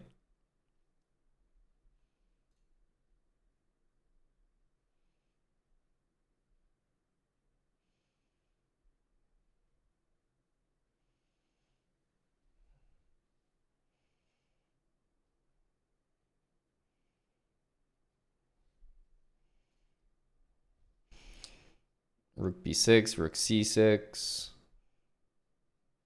There's no way he takes it, right?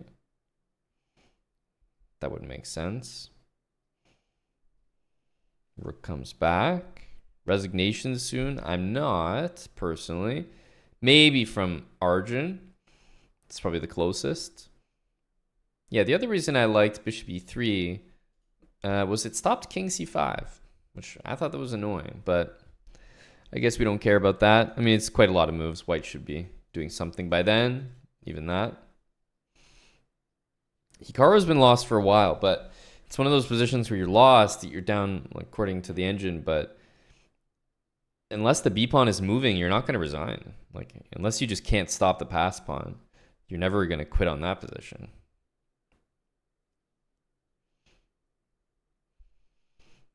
Gukesh can definitely trade queens, I think, yeah, if he wants to. Because Hikaru's, I don't think, going to be interested in that trade.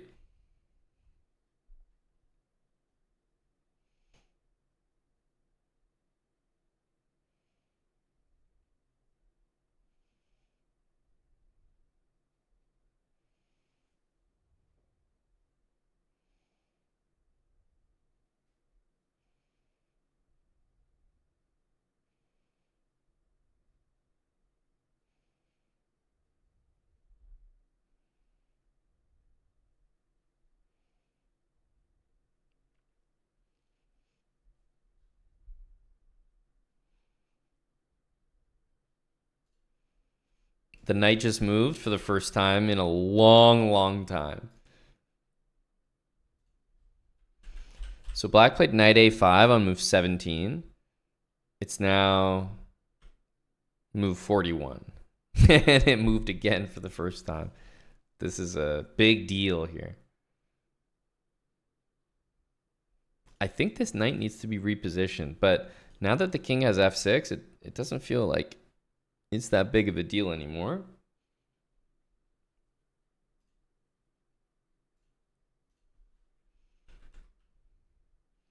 Queen f7, threatening knight e7. Yeah. Knight here, and then knight here, and then takes. So this will be a resignation, I think. Because you have knight here, king h7.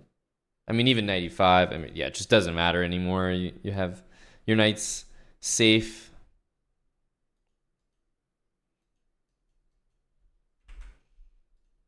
And the knight can go anywhere.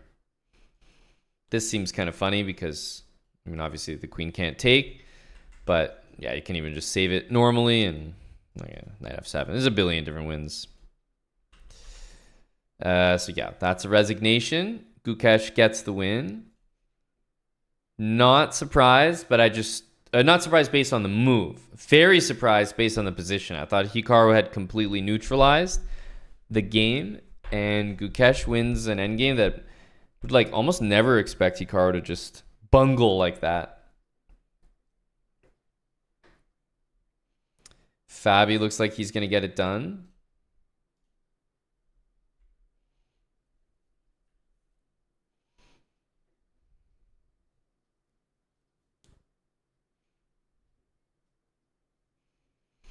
I guess this is an important detail as opposed to rook here, because maybe it prevents bishop d5.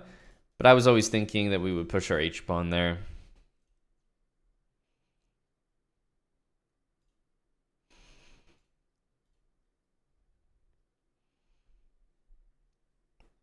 Magnus also has to be like a bit careful here. A bit careful. I still think he's got his eyes set on, like, you know, rook b2. Of course, this can be taken to check.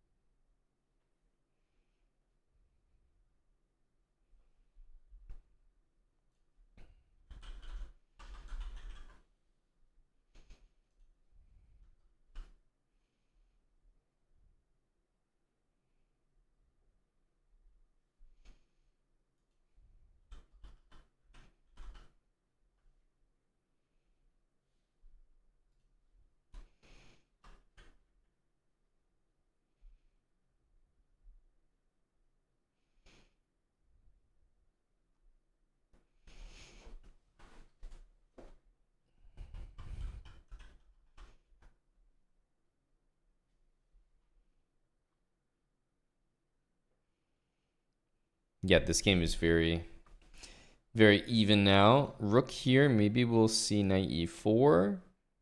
So rook c2, b6. Then knight takes g7 and comes back. I mean, it's very balanced, but it's very imbalanced. Look at this. Okay, yeah, he did what we talked about.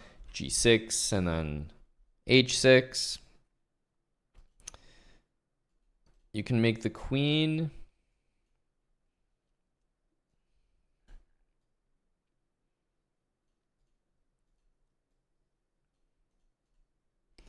You can do this. That's about as good as it's gonna get, I think. Here for the Norwegian rat. Well then, I hope you're ready to jump to kick. That's where we're gonna be headed for our Norwegian rat speedrun. Yeah, rook d1 could also be good. Maybe better, I don't know.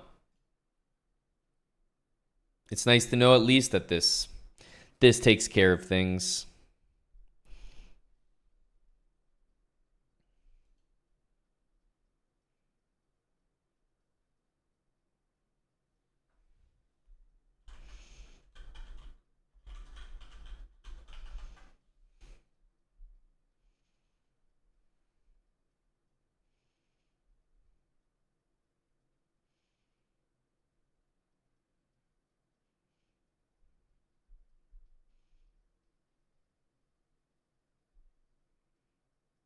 Ah, rook b8.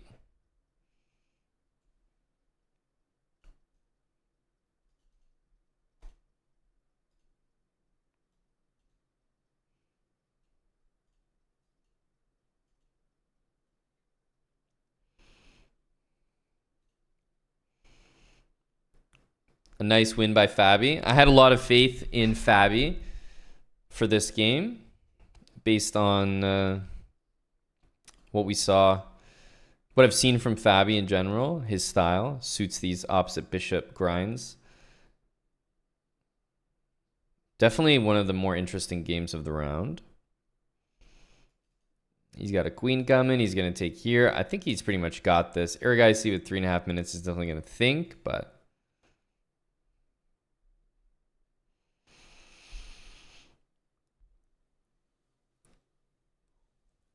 Wei Yi has played great defense. He's on 10-second increment at 24 seconds here.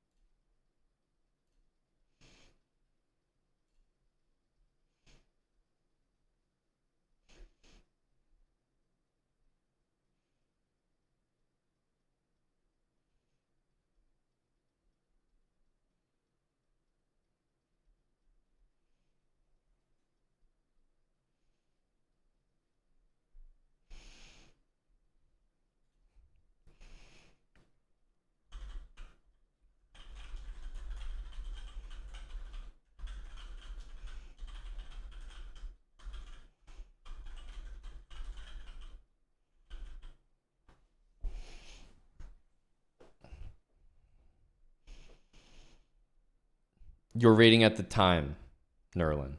Your rating at the time.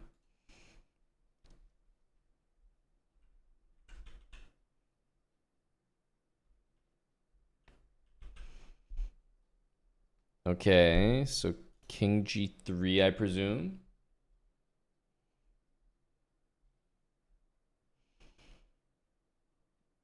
King G2, Rook takes G4. There's no sense.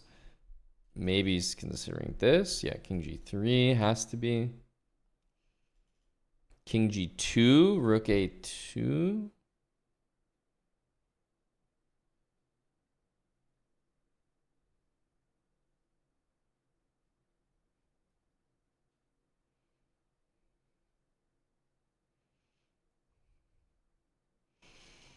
And the coordination is not great here. Knight E8 check, king here. Like these pieces don't work that well. Fabi does get the win. Big Fab. That was a very, very nice game. So amazingly, I was expecting Hikaru to be able to draw that position.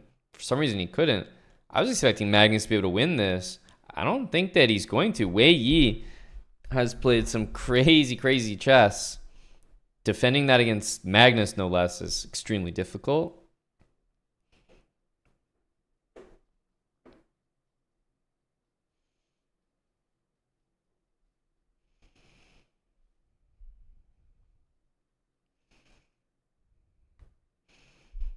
There's really only one game left. I'm not sure you can do anything other than make the draw. I mean, then we go to an Armageddon. So if this ends in a draw, we'll probably move to kick, watch the Armageddon there, and then maybe start our speed run. Well, start our speed run for the day. We've definitely begun already.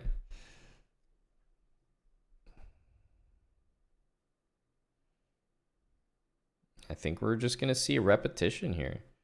Magnus can't like his coordination that much here, so I suspect we will see a draw, and we do. We do. That is a draw. There we go. And just like that, Norway Chess wrapped up, -1 Armageddon. So that'll be fun. These games are all done as well. 1 Armageddon here too. Very nice. All right. With that, let's head to our kick channel. Watch the Armageddon. I think that'll be pretty fun to watch. I'm excited for it. that is actually it's a compelling game to watch. Like, it happens quickly, and there's a lot on the line because obviously white has to win. So, with that being said, let's head to kick, ! Kick. And I'm also going to continue my speed run on an opening that Magnus Carlsen himself popularized. Thanks for tuning in. Tomorrow's Dylan's birthday as well. We'll be streaming later on Kick for that.